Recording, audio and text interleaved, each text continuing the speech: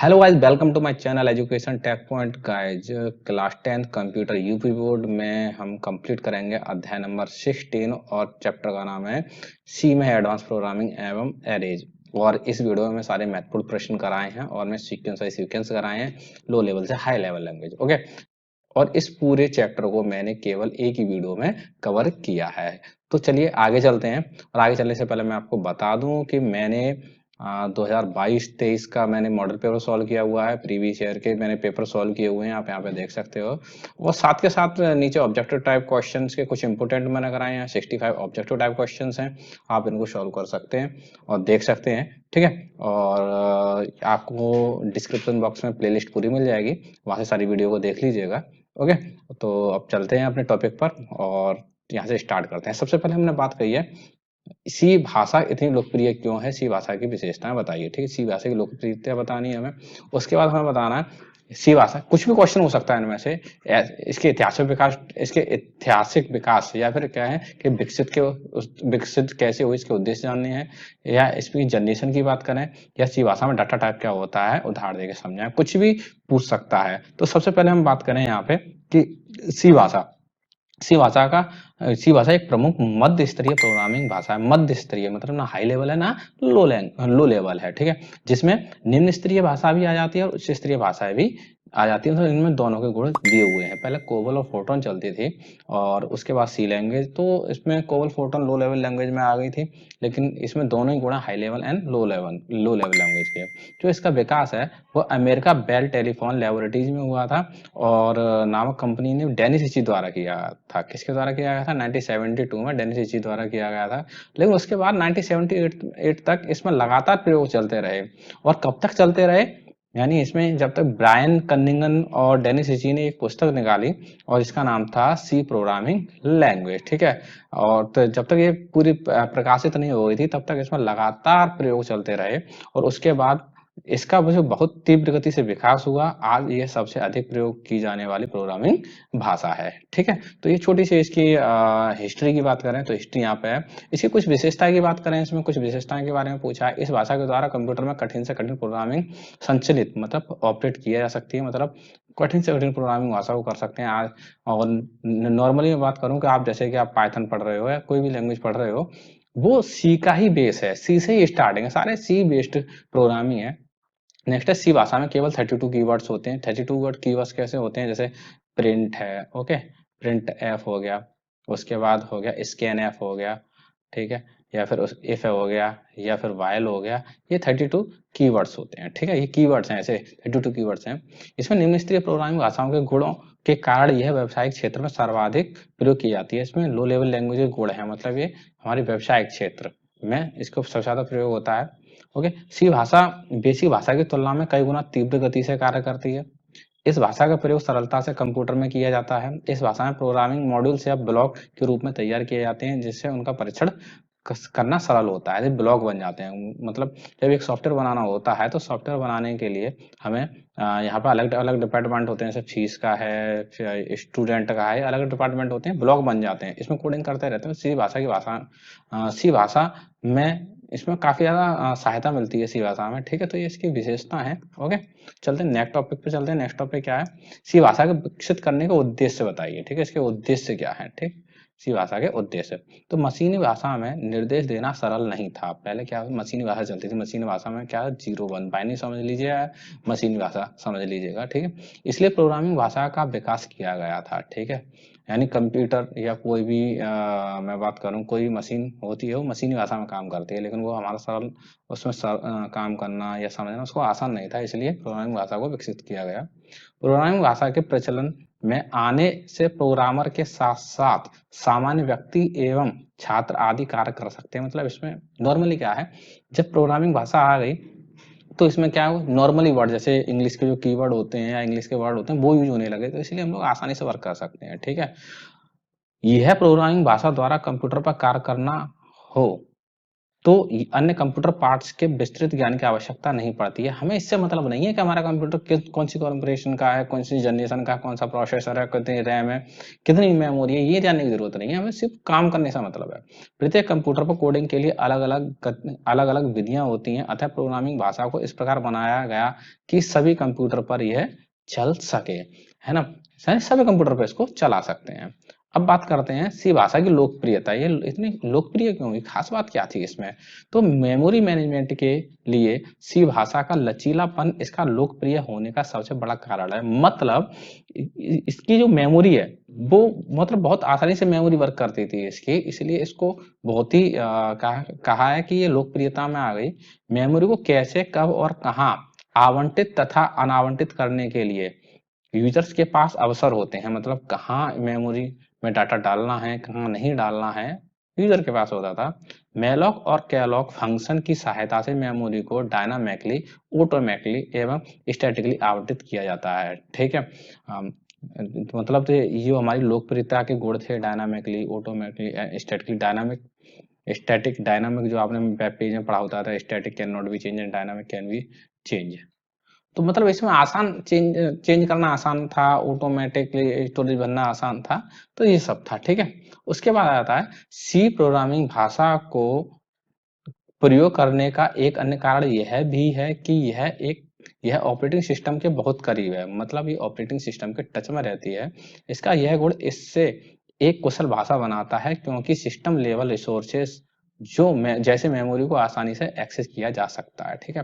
सी programming भाषा सीमित नहीं है। इसका उपयोग ऑपरेटिंग सिस्टम, भाषा कंपाइलर, नेटवर्क ड्राइवर, भाषा इंटरप्रेटर, सिस्टम यूटिलिटी के विकास के क्षेत्र में विस्तार पूर्वक होता है। मतलब यहाँ सी भाषा का एक बहुत बड़ा रोल है। ठीक है। तो चलिए नेक्स्ट चलते हैं। प्रोग्रामिंग भाषाओं की जनरेशन। अब कुछ जनरेशन की बात की गई थी कि जैसे पीढ़ी होती है ना, जैसे आपके दादाजी, फिर पापा जी, फिर आप, ऐसी इसमें भी जनरेशन की बात की गई है। ठीक है। तो प्रोग्रामिंग भाषाओं की पीढ़ियां, जनरेशन, भाषाओं की 5 जनरेशन, मतलब इसको 5 जनरेशन में डिवाइड किया गया है। पहली थी 1GL, जिसमें कौन कौन सी भाषाएं, निम्न स्तरीय भाषाएं थी। ठीक है। जैसे मशीनी भाषा। ठीक है। दूसरी पीढ़ी की भाषाएं 2GL, ये निम्न स्तरीय भाषाएं होती हैं जो असेंबली भाषा से मिलकर बनी होती हैं। ये कभी कभी कर्नेल और हार्डवेयर, तो कर्नेल आपने पढ़ा होगा, यूनिक्स लाइनक्स का चैप्टर है उसमें कर्नेल सेल पढ़ा होगा। ठीक है। हार्डवेयर में उपयोग की जाती हैं, लेकिन वीडियो एडिटिंग और वीडियो गेम्स के लिए सामान्यतः अधिक उपयोग की जाती हैं, यानी गेम बनाना है या वीडियो एडिटिंग है एक्सेट्रा। उसके बाद तीसरी पीढ़ी की भाषा जिसको 3rd GL कहते हैं, ये उच्च स्तरीय भाषा थी। जैसे जैसे क्या थी, सी है, C++ है, जावा है, विजुअल बेसिक है, एक्सेट्रा। ओके, ये 3 हो गई। अब बात करें 4th जनरेशन की, तो 4th जनरेशन का क्या मैटर था भाई। 4th जनरेशन 4GL का प्रयोग यूजर के लिए सरल था। इसमें यूजर इसको आसानी से चला सकता था, नए एप्लीकेशन बनाने के लिए सहायक थी। इस पीढ़ी की भाषा डाटाबेस प्रोग्रामिंग तथा स्क्रिप्टिंग प्रोग्रामिंग में प्रयोग की जाती है। जैसे पर्ल एक लैंग्वेज है, PHP लैंग्वेज है, पाइथन लैंग्वेज है, रूबी, SQL आदि इनमें प्रयोग होता था। 5वीं पीढ़ी की बात करें तो 5वीं पीढ़ी में क्या होता था, ये 5वीं पीढ़ी की भाषाएं वो भाषाएं होती हैं जिन्हें प्रोग्राम को विकसित करने की मदद मिलती है। तो प्रोग्राम को आसानी से विकसित किया जा सकते हैं। और इसमें कौन कौन सी आती है, मरकरी आती है, OPS5 आ जाती है और प्रोलॉग लैंग्वेज आ जाती है। ठीक है। अब इसका आता है C में डाटा टाइप की बात करते हैं। डाटा टाइप, देखिए डाटा टाइप को मैं नॉर्मली समझा दूं कि डाटा, जैसे कि आप मैथ में वर्क करते हो तो मैथ में जैसे आपको 5 लिखना है। ठीक है। तो 5 अगर कंप्यूटर में लैंग्वेज बात करें तो इसमें इंट आता है। ठीक है। अगर आपको 5.6 लिखना है तो ये फ्लोट आता है। ठीक है। FLOAT। ठीक है। ये इस तरीके से काम करती है। मतलब है डाटा टाइप आपको डिक्लेयर करना पड़ता है। जब तक आप डाटा टाइप डिक्लेयर नहीं करेंगे तब तक प्रोग्रामिंग आपके कंप्लीट नहीं होगी। तो डाटा टाइप एक मोस्ट इंपोर्टेंट टॉपिक जैसा हो जाता है क्योंकि ये बेस्ड है। ठीक है। यहाँ से आप पढ़ना अच्छी तरह स्टार्ट कर दीजिएगा क्योंकि यहाँ अब प्रोग्रामिंग लैंग्वेज हम धीरे धीरे करके एंटर कर रहे हैं। कंप्यूटर को दिए जाने वाले इनपुट को डाटा कहते हैं। कंप्यूटर में कोई भी डाटा दिया जाता है, कोई भी इनपुट दिया जाता है, डाटा कहते हैं। प्रत्येक प्रोग्राम किसी डाटा पर किसी विशेष क्रम में क्रियाएं करते हैं जो किसी डाटा पर की जा सकने वाली क्रियाएं उसके टाइप पर निर्भर करती हैं। ठीक है।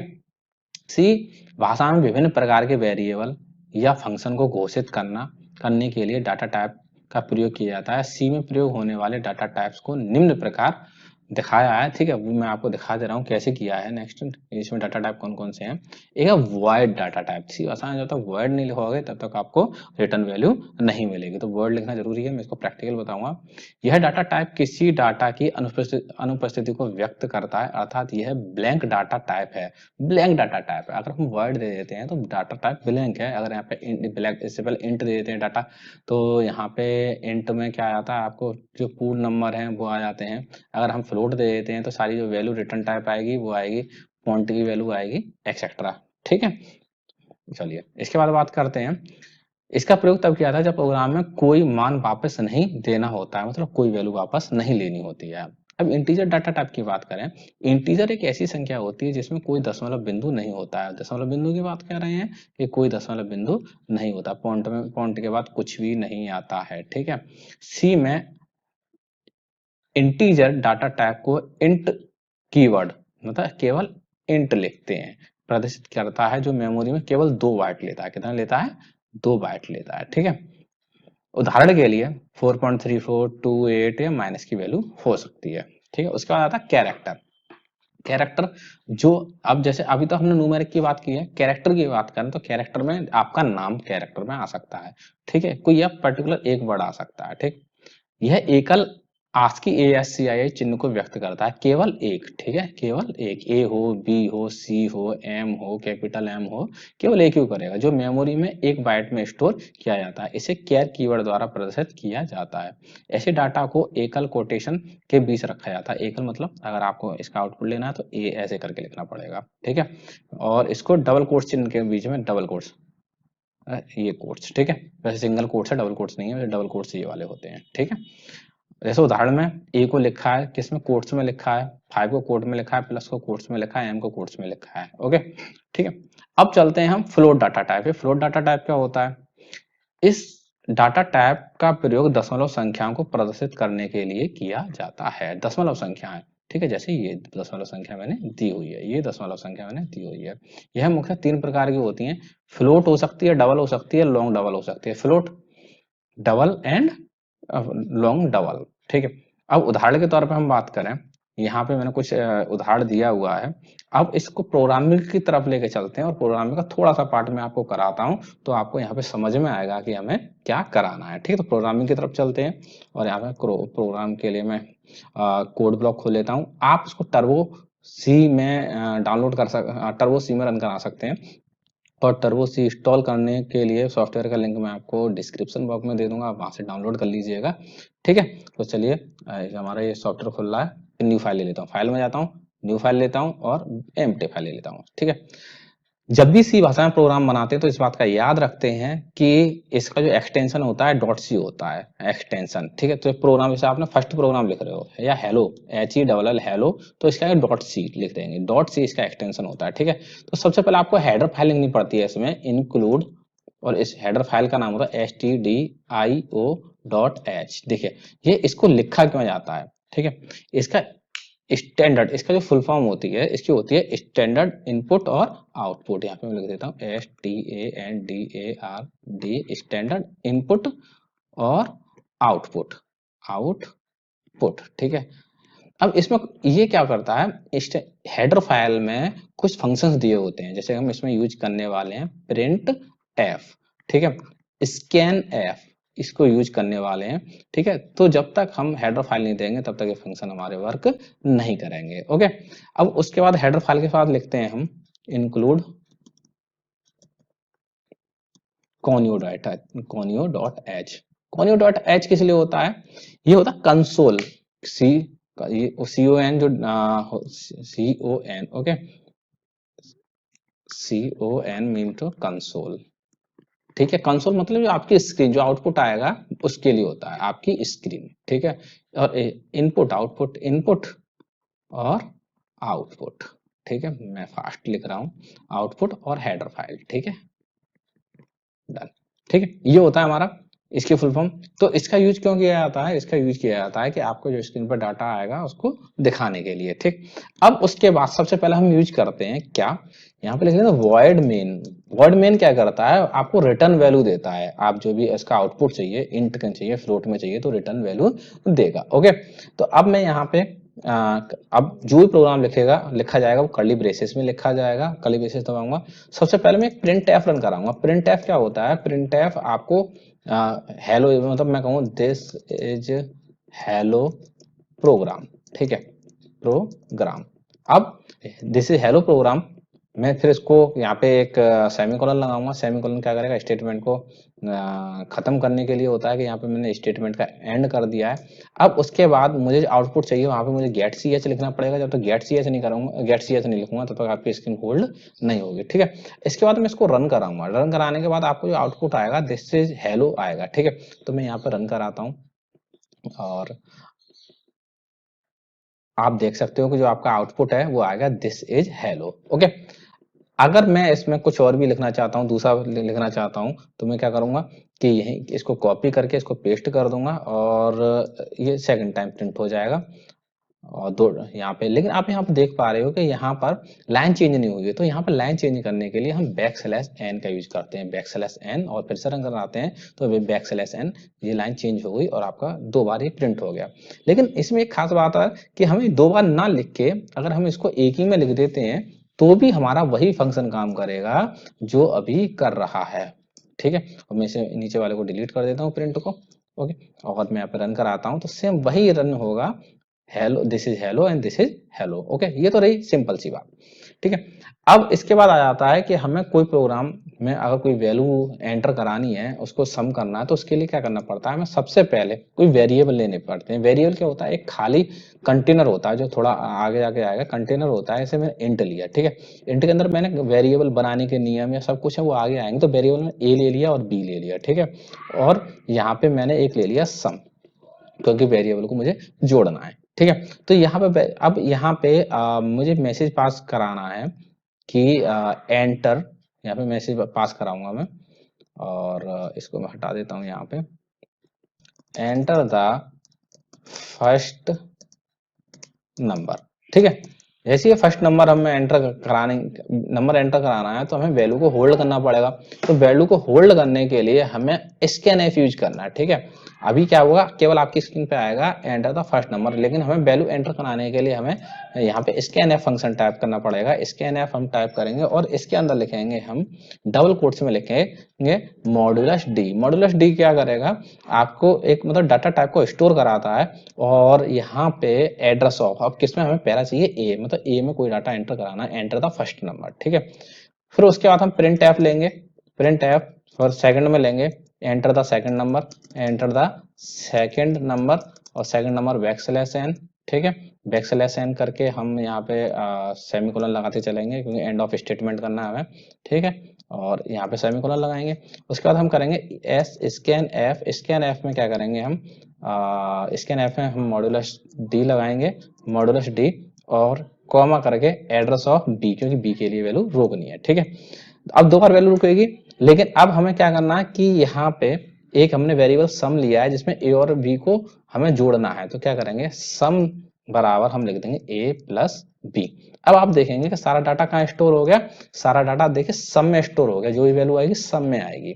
लेकिन अभी हमें इसका आउटपुट देखना है तो क्या करेंगे? प्रिंट एफ और यहाँ पे हम लिखेंगे the sum of two numbers as, ठीक है। लेकिन हमें एक वैल्यू स्टोर करानी है तो हम लिखेंगे मॉड्यूलस डी और यहाँ पे कॉमा करके, अब डाटा जहां स्टोर हो गया वो सम में स्टोर हो गया, ठीक है। और मैं कर दूंगा सेमीकोलन, ठीक है। ये डाटा एक प्रोग्राम मेरा लिख गया है। ये प्रोग्राम क्या है? 2 नंबर को जोड़ने का, ठीक है। मैं यहाँ पे कमेंट लिख लेता हूँ add 2 numbers, add 2 numbers, okay. अब मैं कंट्रोल एस करता हूँ। कंट्रोल एस करने के बाद इसको सीधे सीधे रन करा देता हूँ यहाँ पे, सेव एंड रन। जैसे ही मैं रन कराऊंगा तो यहाँ पे देखिए कुछ गलती बता रहा है कि एरर एक्सपेक्टेड बिफोर सम।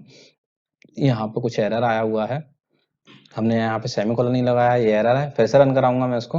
रन कराने के बाद वो कह रहा है एंटर द फर्स्ट नंबर, ठीक है। एंटर द फर्स्ट नंबर मैंने कहा 25, एंटर द सेकंड नंबर 5। अब दोनों का टोटल आ जाएगा, the sum of 2 number is 30, ठीक है। वंस अगेन फिर से रन कराऊंगा मैं इसको, ठीक है। Once again enter the first number और second number, enter the first number 20, इसको 20 कर देता हूँ, नेक्स्ट 30 कर देता हूँ, तो इसका सम 50 हो गया। तो इस तरह हम प्रोग्रामिंग लिखते हैं, ठीक है, चलिए आगे चलते हैं। हमारा नेक्स्ट क्वेश्चन है कि प्रोग्रामिंग भाषाओं के प्रकार लिखिए। प्रोग्रामिंग ये इंपोर्टेंट नहीं है सारे, असेंबली लैंग्वेज की व्याख्या कीजिएगा। अब प्रकार में पूछ सकता है कि असेंबली लैंग्वेज क्या होती है, ठीक है। तो प्रोग्रामिंग भाषाओं के प्रकार की बात करें तो ये दो प्रकार की होती है, ठीक है। नंबर 1 निम्न स्तरीय भाषा है। तो निम्न स्तरीय भाषा कौन सी होती है? वे भाषा जो कंप्यूटर की आंतरिक कार्य प्रणाली के अनुसार बनाई जाती है, कंप्यूटर जो वर्क करता है उसके लिए, तथा ऐसी भाषाओं में लिखे गए प्रोग्रामों के पालन करने की गति अधिक होती है, क्योंकि कंप्यूटर उसके निर्देशों का सीधे ही पालन करता है। सीधी सी बात है, जिस चीज के लिए हम काम कर रहे हैं तो वो तो डायरेक्ट काम करेगा ही, स्पीड से भी काम करेगा। तो कंप्यूटर के लिए बनाई तो कंप्यूटर ही तो अच्छी तरह वर्क करेगा, ठीक है। तो अच्छी तरह निम्न स्तरीय भाषा काम करेगी। इनको दो श्रेणियों में बांटा गया है। नंबर 1 मशीनी भाषा। जितनी मशीन है सबकी मशीनी भाषा होती है। यह सबसे पहली प्रोग्रामिंग भाषा है जिसमें लिखा कोड बाइनरी अंक 0 तथा 1 की श्रेणी के रूप में होता है। यह है मशीन आधारित भाषा है। मतलब मशीनी भाषा तो मशीन आधारित होगी ना, एक मशीन के लिए लिखा गया प्रोग्राम केवल उसी मशीन पर ही रन होगा, अन्य पर नहीं। यानी मशीनी भाषा की खास बात है कि जिसमें जो प्रोग्राम बनाया है केवल उसी में रन होगा, दूसरी में नहीं रन होगा। मतलब एक कंप्यूटर प्रोग्राम बनाया तो उसी में होगा, दूसरे में नहीं होगा। दूसरा असेंबली भाषा। ये कौन सी भाषा होती है?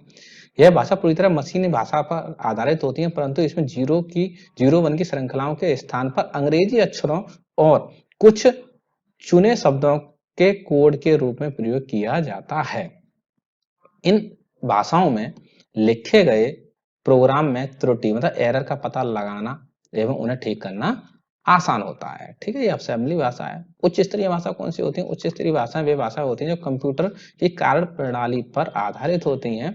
इन भाषाओं में अंग्रेजी के कुछ चुने हुए शब्द, साधारण गणित में प्रयोग किए जाने वाले चिन्ह, यानी अंग्रेजी के वर्ड आ जाते हैं, सिंपली साधारण वर्ड जो न्यूमेरिक भी आ जाते हैं, का प्रयोग किया जाता है। इनमें त्रुटियों का पता लगाना और इन्हें ठीक करना सरल होता है, किंतु इन भाषाओं में लिखे प्रोग्राम को मशीनी भाषा में कंपाइलर या इंटरप्रेटर के द्वारा अनुवादित कराना आवश्यक होता है, ठीक है। जैसे मैं अभी आपके सामने प्रोग्राम रन करा रहा था, तो कंपाइल कराना, इंटरप्रेट कराना, तब ये प्रोग्राम रन होगा, नहीं तो ये प्रोग्राम रन नहीं होगा, ठीक है। तो सिंपल लेवल बेस पे हम काम कर रहे हैं इस पे। ये हो गया। अब एल्गोरिदम, उदाहरण सहित समझिए एल्गोरिदम क्या होता है, ठीक है। एल्गोरिदम भी बहुत इजी है, ठीक है। तो इसको भी उदाहरण सहित समझ लेते हैं।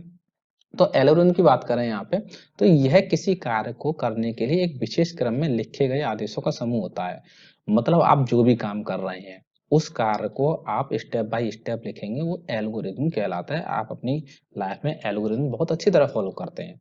ये आदेश इस प्रकार लिखे जाते हैं कि कोई यूजर इसे समझकर क्रम से सही तरीके से पालन करता जाए तो कार्य पूरा होता है। मान लीजिए आप केमिस्ट्री पढ़ रहे हैं, केमिस्ट्री में जैसे आपने कोई प्रैक्टिकल किया, ठीक है। तो उस प्रैक्टिकल को अगर आप स्टेप बाय स्टेप लिख लेते हैं और सामने वाला करता है तो वो कर लेगा, तो इसको बोलते हैं हम एल्गोरिदम, ठीक है। अपनी भाषा में प्रोग्राम की गतिविधियों का प्रतिरूप तैयार करना एल्गोरिदम कहलाता है। एल्गोरिदम में जोड़ना, घटाना, गुणा करना, भाग क्रियाओं के लिए क्रमशः प्लस माइनस गुणा भागित के चिन्हों का प्रयोग किया जाता है। इसी प्रकार हम घात के चिन्ह के रूप में डबल स्टार, मतलब हम जो भाग के चिन्ह के रूप में यूज करते हैं ना, जैसे घात के रूप में, तो ये डबल गुणा, जैसे 2 की पावर 2 है, ठीक है। तो यहाँ पे डबल गुणा का यूज किया जाता है, ठीक है। जैसे x की पावर 2, तो इसको क्या लिखेंगे? x की पावर 2 को लिखेंगे हम x इंटू 2, तब जाके आएगा, ठीक है। ये डबल इंटू ऐसे है, ठीक है।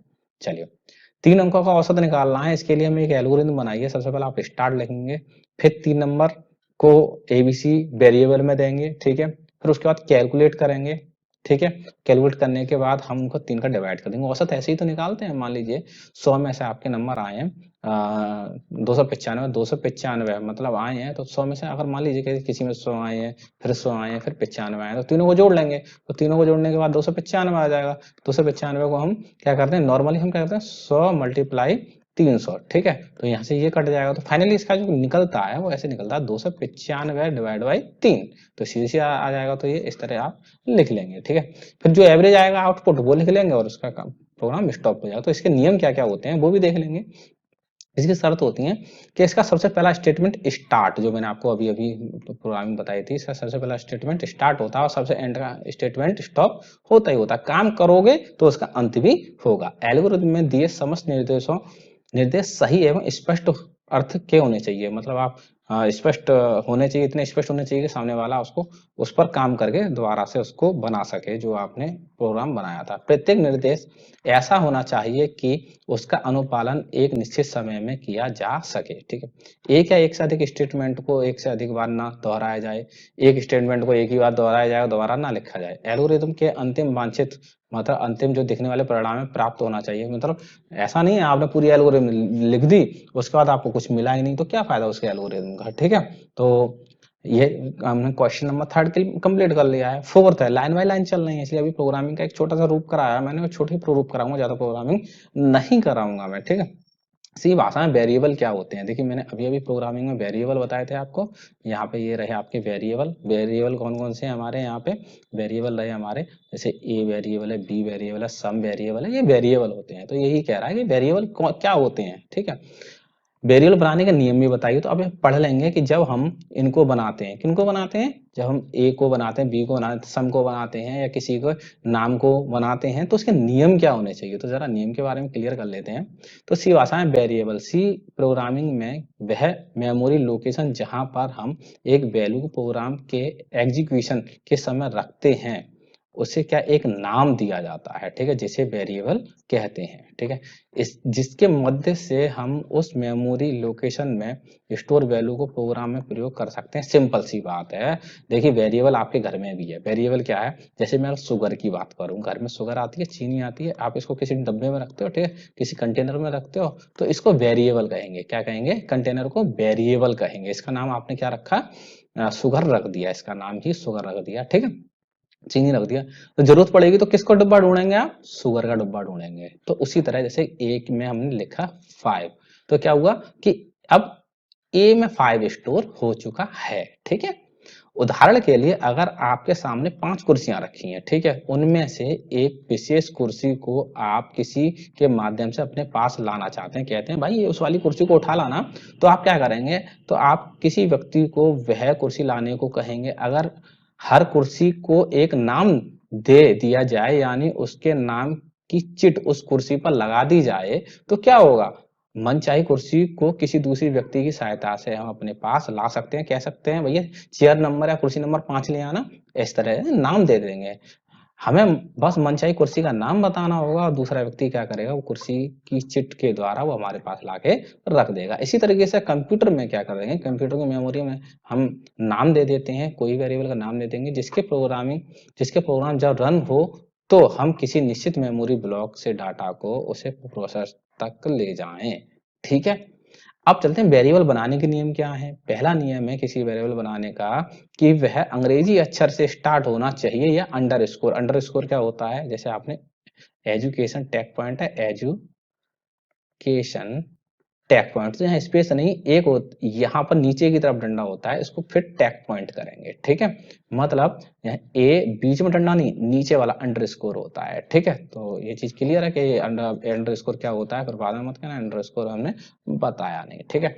तो क्या अंडरस्कोर ये होता है, अंडरस्कोर से प्रारंभ होना चाहिए, जैसे कि या तो एबीसी अंडरस्कोर एबीसी हो या STD space STD underscore name हो या इस तरह अंडरस्कोर पहला हो या ऐसे हो, ठीक है। अब इसमें कौन कौन से नियम आते हैं वो सब पढ़ रहे हैं, ठीक है।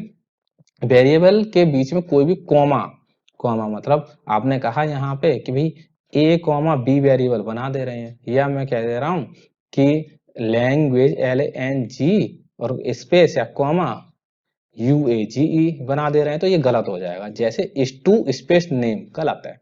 ये क्वेश्चन भी आ सकता है कि उसमें आ जाएगा हमारा ऑब्जेक्टिव टाइप क्वेश्चन में कि इसमें से जो गलत वेरिएबल है उसको छांटिए। तो इस नियम को याद रखें, गलत वेरिएबल को, ठीक है। फादर स्पेस नेम नहीं आएगा, आदि गलत वेरिएबल नेम है क्योंकि इनके बीच में क्या है, स्पेस है या फिर कॉमा है, ठीक है। अगर दो या दो से अधिक शब्दों को जोड़कर वेरिएबल नेम बनाना चाहते हो तो क्या करना है, हमें अंडरस्कोर का यूज करना है। किसका यूज करना है, अंडरस्कोर का। जैसे father's underscore name, teacher underscore name, school underscore name, okay. चलिए चौथा नियम क्या है, वेरिएबल के नामों में उपयोग अक्षरों की संख्या 8 से ज्यादा ना हो। वो कह रहे हैं कि 8 से ज्यादा ना हो, 8 ही रखिएगा। यह नियम प्रोग्राम में वेरिएबल को लिखने में सहूलियत देने के लिए बनाया गया है। मतलब वो कह रहा है वैसे तो बना लो, देखिए यहाँ पे देखिए फादर्स नेम ज्यादा आ रहा है, लेकिन वो कह रहे हैं सहूलियत है क्योंकि बार बार हमें वेरिएबल का यूज करना पड़ता है। फिफ्थ पॉइंट है वेरिएबल के अंत में नंबर का उपयोग किया जा सकता है। जैसे आपने नाम लिख लिया तो नाम के एंड में 1 2 3 4 कुछ भी नंबर लिख सकते हो, ठीक है, जिनमें अपने अंत में संख्या का उपयोग किया गया। तो जो उदाहरण दिया है मैं उसके बारे में बता रहा हूँ। अगला वेरिएबल का नाम किसी कीवर्ड जैसे break, else, int, long, if या प्रिंट एफ या फिर स्कैन एफ के नाम से नहीं होना चाहिए। जो 32 कीवर्ड हैं उनके नाम से नहीं होना चाहिए, इसके बारे में यहाँ पे बताया गया है, ठीक है। नेक्स्ट है अरे, अरे आ गया भाई, बहुत ही इंपोर्टेंट क्वेश्चन है, बहुत ही ज्यादा। तो इसको पढ़ेंगे कि अरे होता क्या है, ठीक है। अरे ये सब बहुत बड़ा टॉपिक है, ठीक है। तो अरे की बात करें तो वैसे अरे एरे कुछ भी बोल दीजिएगा, बस आपको समझ नहीं आनी चाहिए। एरे, ठीक है। तो एरे का क्या है, एक ही प्रकार के डाटा टाइप के तत्वों को क्रमबद्ध समूह से कोई एक नाम दिया गया हो एरे कहलाता है। एक ही टाइप का डाटा होना चाहिए। अगर आपका इंट है जैसे कि 5 6 10 ये होना चाहिए। फ्लोट है तो फ्लोट ही होना चाहिए, ठीक है, फ्लोट ही चाहिए। अगर कैरेक्टर है तो कैरेक्टर ही होना चाहिए, ठीक है। उसमें कोई और डाटा नहीं भरा जा सकता, उस प्रोग्राम में कोई डाटा नहीं जाएगा, ठीक है। अतः एरे द्वारा किसी संख्या, नाम, फोन नंबर आदि को सूची में प्रदर्शित करते हैं। वह अनुप्रयोग जहां पर, अनुप्रयोग का मतलब होता है मुख्य रूप से, ठीक है, एरे का प्रयोग किया जाता है निम्नलिखित है। जहां जहां प्रयोग किया था वो निम्नलिखित है। अब कहाँ कहाँ करेंगे, किसी कक्षा में छात्रों के नाम की सूची तैयार करना, जैसे छात्र के नाम है, मान लीजिए 10 छात्र के नाम लेने हैं तो हमें 10 वेरिएबल लेने पड़ेंगे, जैसे A variable, B, C, D. लेकिन यहाँ हमें क्या है, एरे का साइज देके हम 10 वेरिएबल ले लेंगे तो यहाँ पे क्या हो जाएगा कि 10 छात्रों का नाम स्टोर हो जाएगा, ठीक है। प्रैक्टिकल बताऊंगा, आप प्रैक्टिकली बहुत अच्छी तरह समझने वाले हैं इसको, ठीक।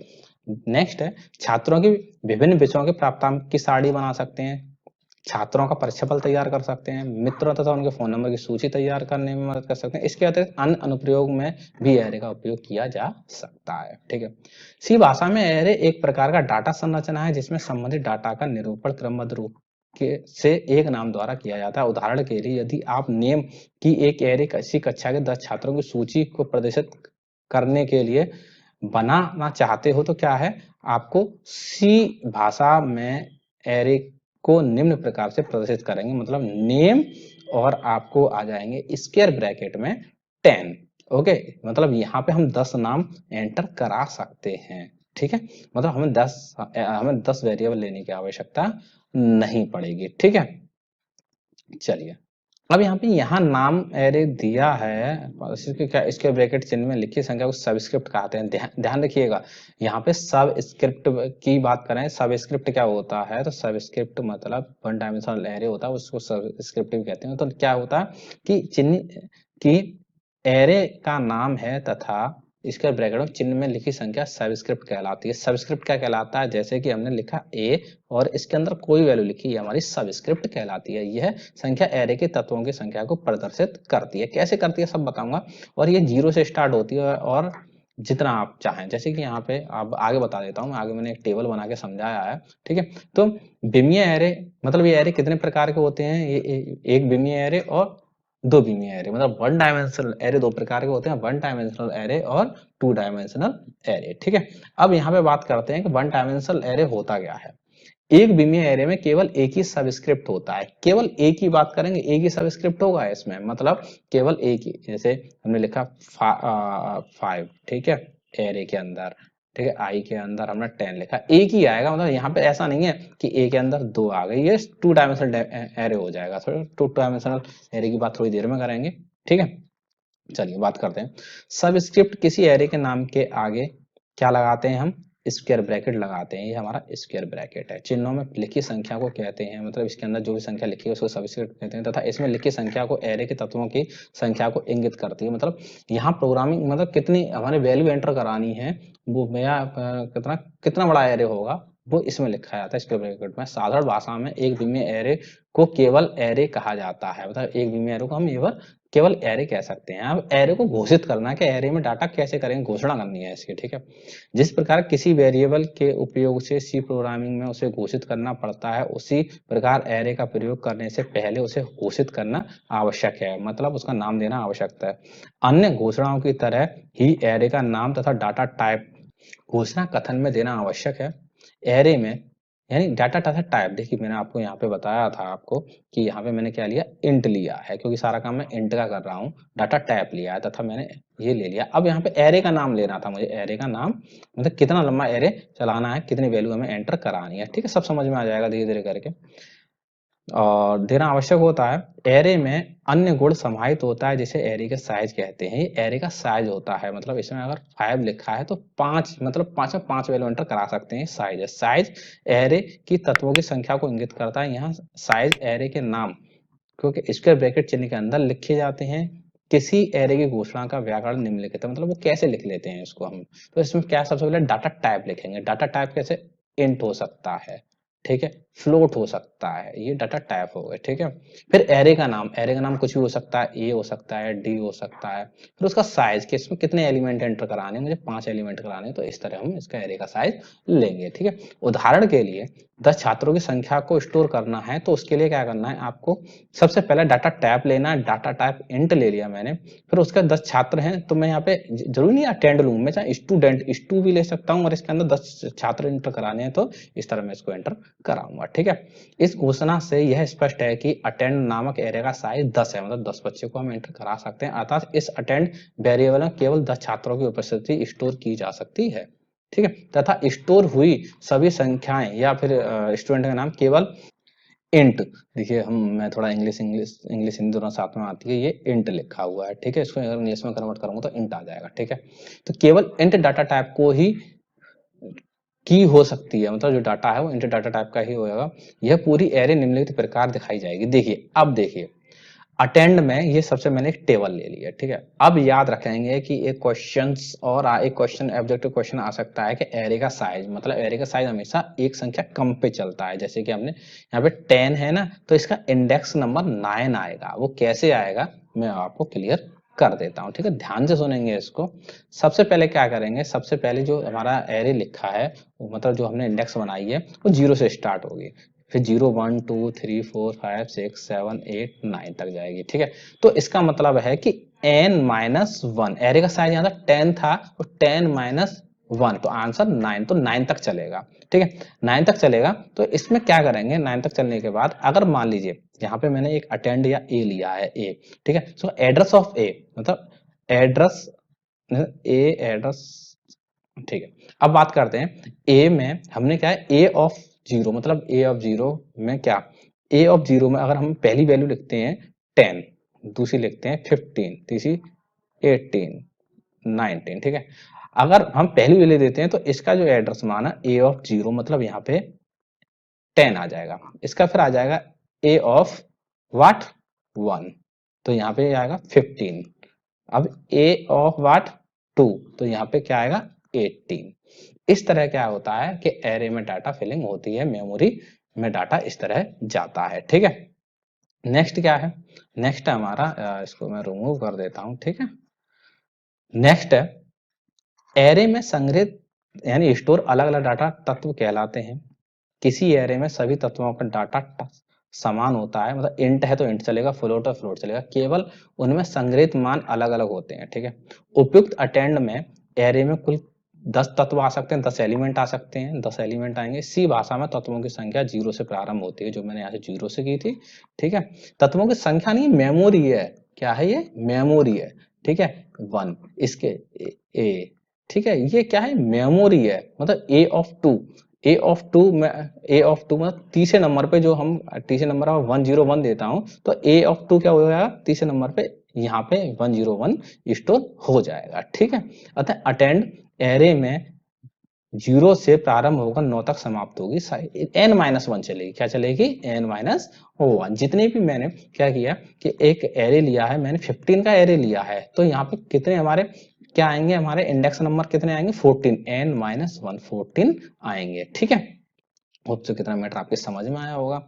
अब एरे को प्रदर्शित करने वाली संख्याओं का इंडेक्स अथवा सबस्क्रिप्ट कहा जाता है। देखिए इसको सबस्क्रिप्ट वेरिएबल कैसे कहते हैं, सबस्क्रिप्ट वेरिएबल या सबस्क्रिप्ट कैसे कहते हैं, तो सबस्क्रिप्ट कहते हैं कि एक के अंदर मैंने 10 लिख दिया तो ये सबस्क्रिप्ट है। क्या है, सबस्क्रिप्ट है। ये क्वेश्चन आ सकता है सबस्क्रिप्ट कैसे कहते हैं, सबस्क्रिप्ट को क्या कहते हैं एक्सप्लेन कीजिए। ठीक है, तो ये सब चीज आप समझ लीजिएगा। ठीक है, सबस्क्रिप्ट कैसे कहते हैं, सब इस चीज को हाईलाइट कर दे। सबस्क्रिप्ट कैसे कहते हैं, एरो को प्रदर्शित करने वाली संख्या को सबस्क्रिप्ट कहते हैं। अतः एरो को सबस्क्रिप्ट वेरिएबल भी कहते हैं, सबस्क्रिप्ट वेरिएबल भी कहते हैं। पढ़ लेना भैया, सबस्क्रिप्ट वेरिएबल कहते हैं। एरो को क्या कह सकते हैं, ऑब्जेक्टिव में आ गया तो एरो को हम सबस्क्रिप्ट वेरिएबल भी कहते हैं। ठीक है, एरे बनाते टाइम हम क्या, सॉरी ये कुछ नोट पॉइंट है। एरे के तत्व 0 से प्रारंभ होते हैं, 1 से नहीं। अभी मैंने जो टेबल आपको बताई थी वो 0 से प्रारंभ होते तत्व 1 से 0 से स्टार्ट होंगे, ना कि 1 से। एरे का अंतिम तत्व एरे में तत्वों की संख्या से एक कम, नहीं एक कम होता है। मतलब एरे में अगर हमने ए ऑफ 20 लिखा है तो एक कम होगा तो 19 होगा। वैल्यू तो 20 ही फिल होंगी, लेकिन एड्रेस ऑफ ए आई 19 होगा लास्ट वाला। सॉरी, ए ऑफ 19 वो क्या होगा, लास्ट वाला ए ऑफ 19 होगा। ठीक है, उदाहरण के लिए 10 तत्वों वाले एरे में 0 से 9 तक के तत्व सबस्क्रिप्ट होंगे। ठीक है, उदाहरण में सी भाषा में 10 अंक की प्रविष्टि का प्रिंट कराना है। मतलब अब आगे हमारी प्रोग्रामिंग, मैंने आपके सामने प्रोग्रामिंग करके रख दी है। अब प्रोग्रामिंग कैसे वर्क करेगी, अब इस पे काम कर लेते हैं। ठीक है, सबसे पहले प्रोग्रामिंग को वैसे ही समझा दूंगा आपको। मुझे क्या है 10 नंबर कराने हैं, 10 नंबर एंटर कराने हैं। तो 10 नंबर एंटर कराने हैं तो मुझे सबसे पहले क्या होगा, डाटा टाइप लेना है और 10 कराने हैं, तो ए वेरिएबल में 10 डाटा को लूंगा। ठीक है, दूसरा आई वेरिएबल लेना पड़ेगा क्योंकि डाटा को हमें एंटर कराना है। ठीक है, अब बात करते हैं यहाँ पे क्या है 1 2 3 4 5 6 7 8 9 और ये 10 हो गए। ठीक है, यहाँ पे बात करूं 0 1 2 3 4 5 6 7 8 9। ठीक है, क्योंकि ये इस मेमोरी कहां से स्टार्ट होती है, 0 से स्टार्ट होती है। मैंने क्या किया, यहाँ पे फोर लूप का प्रयोग करेंगे। ठीक है, फोर लूप का प्रयोग होता है, फोर लूप लगातार चलता है। मतलब यहाँ पे हमें 10 वेरिएबल नहीं लेने, फोर लूप काम करेगा। तो सबसे पहला कह रहा है कि आई किससे स्टार्ट होगा, आई 0 से स्टार्ट होगा। मतलब a address, sorry a of 0, a of 0। अब बात करेंगे दूसरी कंडीशन, है कंडीशन है। पहली कंडीशन क्या है कि आपको जो स्टार्ट होगा वो ए ऑफ 0 से होगा, आई 0 से स्टार्ट होगा। दूसरा है जो आई चलेगा वो 10 से कम चलेगा। अभी देखिए ये 0 है, क्या 10 से कम है, अगर वो 10 से कम है तो मैंने अगर 10 से कम है तो ये वाला मैसेज प्रिंट हो जाएगा, एंटर द फर्स्ट नंबर।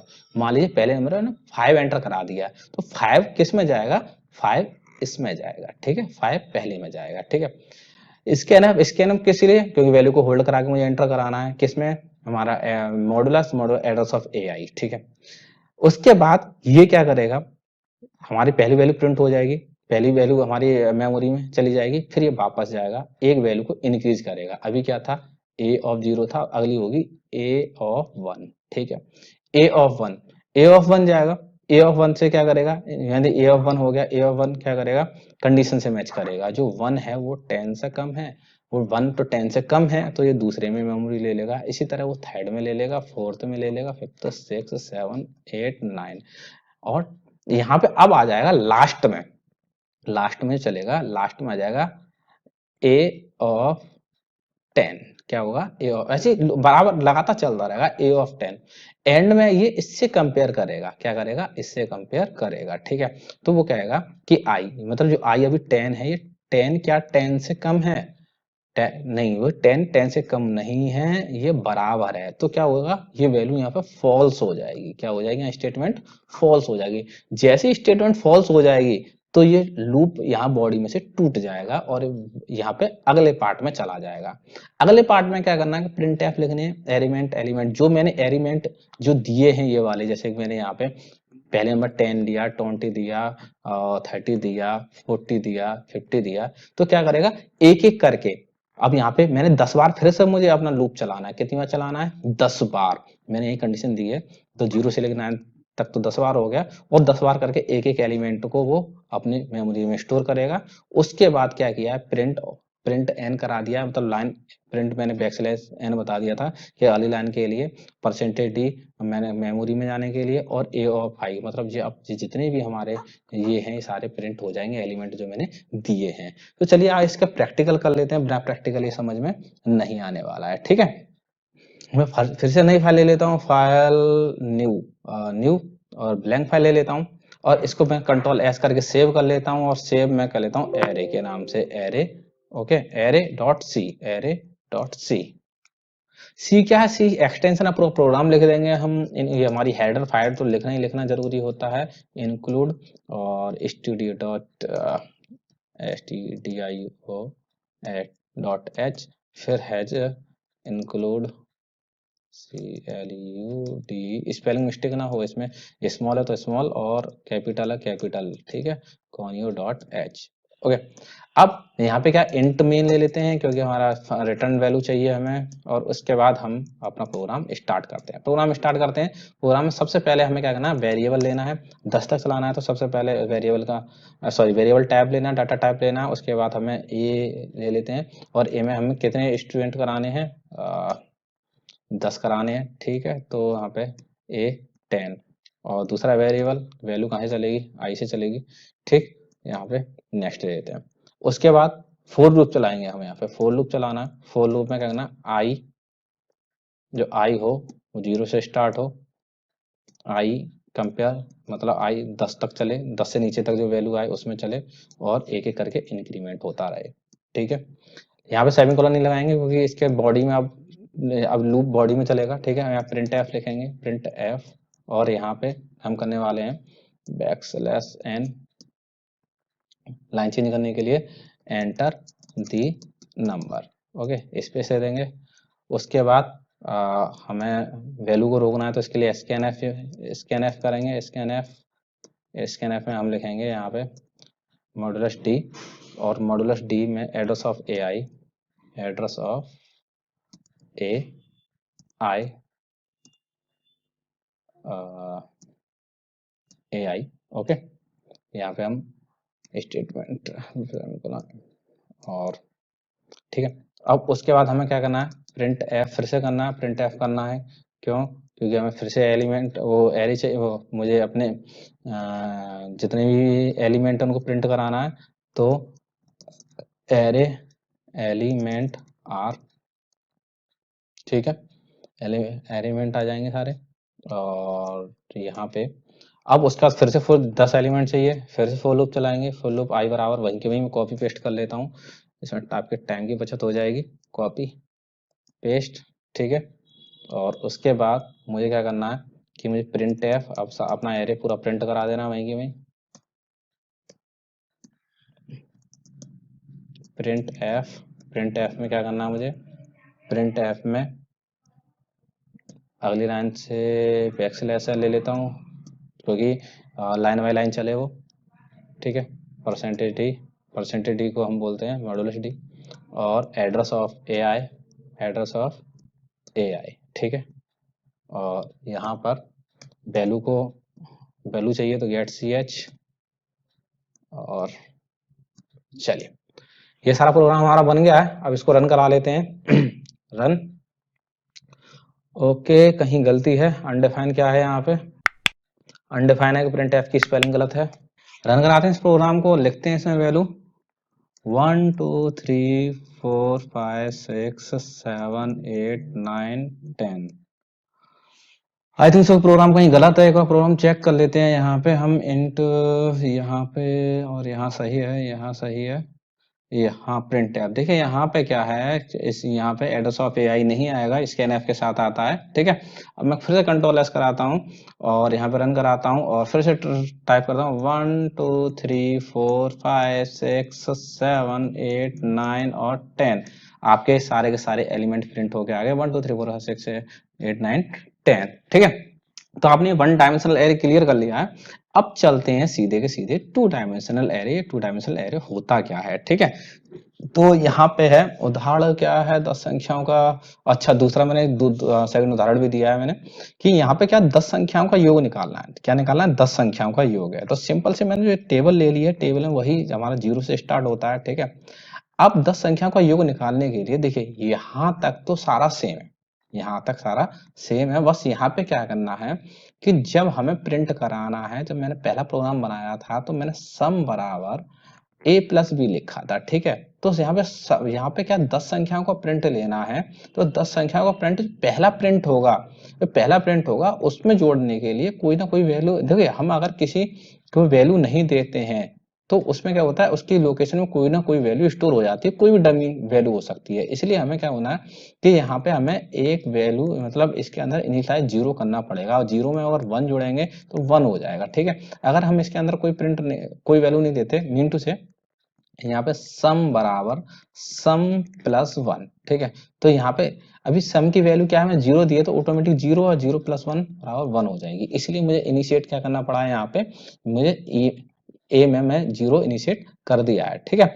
अब उसके बाद चलते हैं यहाँ पे यहाँ देखते हैं कि यहाँ पे लूप चलेगा 10 बार, नंबर लेने के लिए लूप चलेगा, जो मैंने आपको समझा चुका हूँ इस लूप को 10 बार चलाने के लिए। अब दोबारा से लूप चलेगा वही 10 संख्याओं के लिए, 10 संख्याओं में हमें क्या करना है, यहाँ पे डबल लूप फोर लूप में जाके हमें क्या करना है, जोड़ना है। जो यहाँ पे जो 10 संख्या आएंगी उस 10 संख्याओं को फोर लूप को एक एक करके जोड़ना है। जैसे अभी क्या है कि मैंने मान लीजिए अभी ए ऑफ 0 पहला वाला का एंटर द नंबर, मैंने एंटर द नंबर मैंने 0 में किया, मैंने किया 1, फिर कहा कि ये हमारा फिर से यहाँ कंडीशन चेक करेगा, यहाँ पे एक बढ़ जाएगा, कंडीशन चेक करेगा, कंडीशन चेक करने के बाद फिर सेकंड के लिए प्रिंट कराएगा। तो यहाँ पे ए ऑफ 1 के लिए यहाँ पे दूसरी वैल्यू आ जाएगी ऐसी 3 4 5 6 7 8 9 10, यहाँ पे वैल्यू आ जाएगी। लेकिन अभी क्या है कि मुझे यहाँ पे क्या करना है, सम। अभी सम में मैंने जो फॉर्मूला दिया है सम प्लस, और क्या है कि पहला लूप क्या है हमारा, सम प्लस ए आई, मतलब पहले पे हमने क्या स्टोर किया है, पहले पे हमने 1 स्टोर किया है, तो क्या 1, ठीक है। अभी सम में क्या था, यहाँ पे मैंने सम में 0 इनिशिएट कर दिया, तो 0 प्लस 1 लूप फिर चलेगा, अगली बार के लिए पूछेगा ऐसे कि एक इंक्रीज करेगा, इंक्रीजमेंट अगली वैल्यू के लिए हो जाएगा, अगली वैल्यू क्या है 2 है, तो 2 क्या करेगा, यहाँ अभी इसका आंसर 1 आ गया, अब ये इनिशिएट करेगा यहाँ पे, तो यहाँ पे 2 सॉरी इनिशिएट 1 प्लस 2 मतलब 3, ऐसे करके नेक्स्ट पे अगर मैं 3 हो गया, नेक्स्ट पे फिर लूप चलेगा तो अगला क्या हो जाएगा 3 प्लस 3 बराबर 6। तो इस तरह करके एंड में जो टोटल आएगा वो आपके सामने आ जाएगा, ठीक। फिर मैं क्या करूंगा, ये मैंने यहाँ पे सबका टोटल आ गया, लेकिन उस टोटल का आपको आउटपुट भी तो चाहिए, तो प्रिंट एफ में जाएंगे सम ऑफ एरे नंबर, यहाँ पे मेमोरी मॉड्यूलस डी लगाएंगे, और किसके अंदर सारा स्टोर है, सम के अंदर सारा स्टोर है, ठीक है। तो इस प्रोग्राम को रन करा लेंगे। तो चलिए मैं आपको इस प्रोग्राम को भी रन करा के दिखा देता हूँ एक बार। चलते हैं प्रोग्राम की तरफ। तो यहाँ तक तो सेम है, यहाँ पे मुझे क्या करना है, यहाँ पे आई और सम बराबर मुझे लिखना है कॉमा, और सम में इनिशिएट कर देना मुझे 0। देखो ये तो वैल्यू मेरी यहाँ तक के सेम टू सेम हो गई। अब बात करते हैं यहाँ पे कि यहाँ से काम करेगा, यहाँ से लूप चलाना है तो लूप तो बराबर चलता रहेगा यहाँ पर, ठीक। अब प्रिंट एफ में एंटर द नंबर हो गया, एंटर द नंबर, यहाँ पे एड्रेस ऑफ ए आई हो गया। अब देखिए मुझे ये जोड़ना है, जोड़ने के लिए मैं फिर से क्या करूंगा, यहाँ पे फोर लूप चलाऊंगा। फोर लूप चलाऊंगा क्या मतलब, मैं इसको लिख ही लेता हूँ, वही लूप तो बार बार चल रहा है। कॉपी करूंगा, कॉपी करने के बाद फिर से पेस्ट करूंगा, ठीक। अब फोर लूप में मुझे क्या कराना है, मुझे सम कराना है। सम कराने के लिए मुझे यहाँ पे स्टेटमेंट लिखेंगे सम बराबर sum plus a of i, a of i, ठीक है। और यहाँ पे हम इसको बंद करेंगे, इतना हो गया। अब उसके बाद हमें एलिमेंट को प्रिंट कराना, तो प्रिंट एफ मतलब जो भी आपका जो टोटल आएगा, तो यहाँ पे आपको प्रिंट कराना है, तो यहाँ पे लिखेंगे जो भी आप स्टेटमेंट लिखना चाहते हैं, जो भी आप लिखना चाहो डबल कोट्स के अंदर वही आएगा, सम ऑफ एरे नंबर बराबर परसेंटेज डी मतलब मॉड्यूलस डी, और उसके बराबर हमारा आ जाएगा यहाँ पे किसमें अब वैल्यू जा रही है, सारी सम में जा चुकी है, जो मैंने पहला प्रोग्राम आपको कराया है, ठीक है। उसके बाद गेट सी एच लिख देंगे, सारी स्टेटमेंट को हटा देंगे, इसका कोई मतलब अब है नहीं है, ठीक है। तो यहाँ पे मेरा प्रोग्राम बन गया है, ठीक है। कोई एरर आता तो देख लेंगे, होप्सो को कोई एरर नहीं है। यहाँ पे करता हूँ मैं रन, ठीक है। एंटर द नंबर, तो 10 टाइम में 1 1 कर देता हूँ, इक्वल 10 आना चाहिए, 1 2 3 4 5 6 7 8 9, और ये 10 टाइम 1, अब सबको जोड़ेंगे तो कितना आ जाएगा आंसर, 10 आ जाएगा। ओके, वंस अगेन मैं इसको फिर रिपीट कराता हूँ मैं, और यहाँ पे करता हूँ 1 2 3 4 5 6 7 8 9 10। देखिए इसका आंसर 55 आ गया। तो ये क्वेश्चन अगर आ जाता है, और वैसे भी अगर एरे का क्वेश्चन है तो छोड़ना मत, रट लेना, समझ लेना, वीडियो को 2 बार और देख लेना, ठीक है। चलिए, तो आपका 1 डायमेंशनल एरे हो चुका है, इसका एग्जांपल मैं 2 करा दिए आपको। अब 2 डायमेंशनल एरे बहुत ईजी है, और फर्स्ट समझ गए तो 2 तो आप ऑटोमेटिक समझ जाओगे। तो 2 डायमेंशनल एरे में होता क्या है, ये द्विविमीय एरे में डाटा सारणी के रूप में संग्रहित होता है। सारणी बनती है, सारणी कैसे बनती है ये बताऊंगा, जिसमें पंक्ति भी होती है, रो होते हैं और कॉलम भी होते हैं, ठीक है। और ये रो एंड कॉलम का कंबाइनेशन होता है। द्विविमीय एरे में द्विविमीय एरे को मैट्रिक्स के नाम से भी जाना जाता है। 2 डायमेंशनल एरे में अवयव को इंगित करने के लिए 2 सबस्क्रिप्ट होते हैं। यहाँ कितना सबस्क्रिप्ट था, यहाँ अब तक 1 था, अब क्या स्क्रिप्ट हो जाएंगे, 2 हो जाएंगे, का प्रयोग किया जाता है। जिसमें पहला स्क्रिप्ट रो होता है, पहला जो स्क्रिप्ट होता है, मतलब ये वाला रो होता है, ये कॉलम होता है, ठीक है। अब चलिए इसका प्रैक्टिकली मतलब मैं आपको समझा दूं कि ये मैटर क्या है पूरा, थोड़ा इसको क्लियर कर देता हूं। देखिए मैंने एक टेबल ली है, ठीक है। मैट्रिक्स क्या होता है, एक्स एक्सिस वाई एक्सिस होता है। ये क्या है हमारा, ये है एक्स एक्सिस, और ये क्या है, वाई एक्सिस, ठीक है। अभी क्या है, मैंने एक टेबल ली है, इस टेबल में क्या है, ये फर्स्ट कॉलम, सेकंड कॉलम और थर्ड कॉलम, 3 कॉलम है।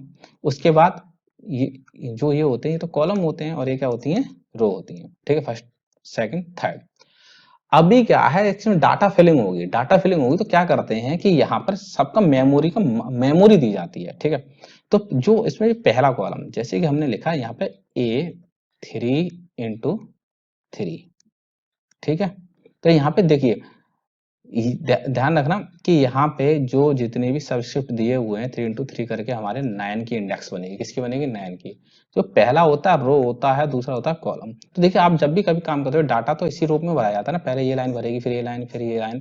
तो पहले डाटा भरा जाएगा, तो सबसे पहले आपके 0 रो और 0 कॉलम में भरा जाएगा। मैंने कहा कि एक काम कीजिए, 9 नंबर का मुझे एक मैट्रिक्स बनाइए। तो मैंने अगर यहाँ पे 5 एंटर करता हूँ, एंटर द फर्स्ट नंबर 5, तो 5 0 और 1 में जाएगी।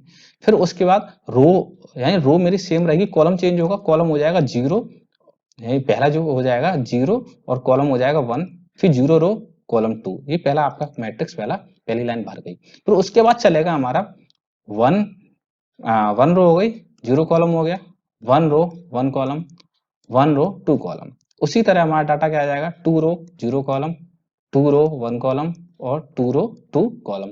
इस तरह क्या हो जाएगा कि हमें 9, मतलब ये 3 एंड 3 का आपका मैट्रिक्स क्लियर हो जाएगा, ठीक है। होप सो कि आपके समझ में आ गया होगा। फर्स्ट नंबर में वैल्यू जाएगी 0 रो 1 कॉलम, 0 रो 0 कॉलम।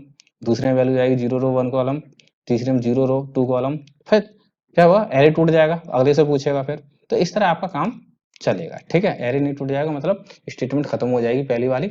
अब ये कैसे होता है, इस द्विविमीय एरे का क्या होता है कि डाटा टाइप इंट है, फ्लोट है, इंटीजर है, डाटा टाइप रखेंगे, नाम रखेंगे, और रो कितनी लेनी है और कॉलम कितनी लेनी है, ठीक है, ये देख लेंगे।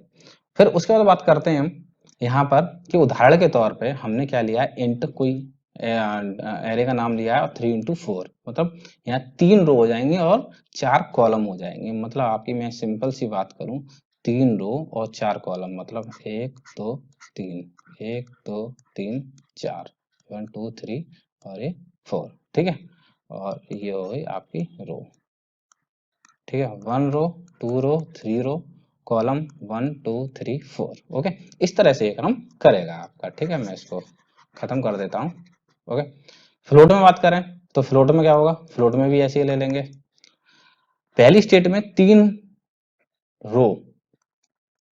रो व कॉलम 4 हैं, इसलिए एरे का साइज 3 × 4 बराबर 12 होगा। उसने कहा कि एरे का साइज बोले, अगर हम यहाँ पे लिखते हैं ए में अगर 5 × 5 और 3, तो बोले इसका साइज कितना होगा, बोले इसका जो एलिमेंट आएंगे 15 आएंगे, जो 5 × 3 बराबर 15 आएंगे। इसमें क्या हो जाएगी, 5 क्या हो जाएंगी, रो हो जाएंगी, 1 2 3 4, 1 2 3 4, और 3 कॉलम हो जाएंगे, 1 2 3, ओके। एक ज्यादा हो गया, इसको मिटा देते हैं, 1 2 3 नहीं, सही है 1 2 3, ठीक है। इस तरह कर लेंगे आप, ठीक है। चलिए अब इसका एग्जाम्पल भी लेंगे, बहुत अच्छी तरह समझने वाले हो आप आगे, ठीक है। चलिए आगे चलते हैं। द्विविमीय एरे में क्या डाटा डालना है। द्विविमीय एरे में डाटा डालते समय लूप का प्रयोग करते हैं। ये लूप भी तो चलेगा, पहले लूप चलेगा, पहले zero row, zero column, zero row, one column, zero row, two column.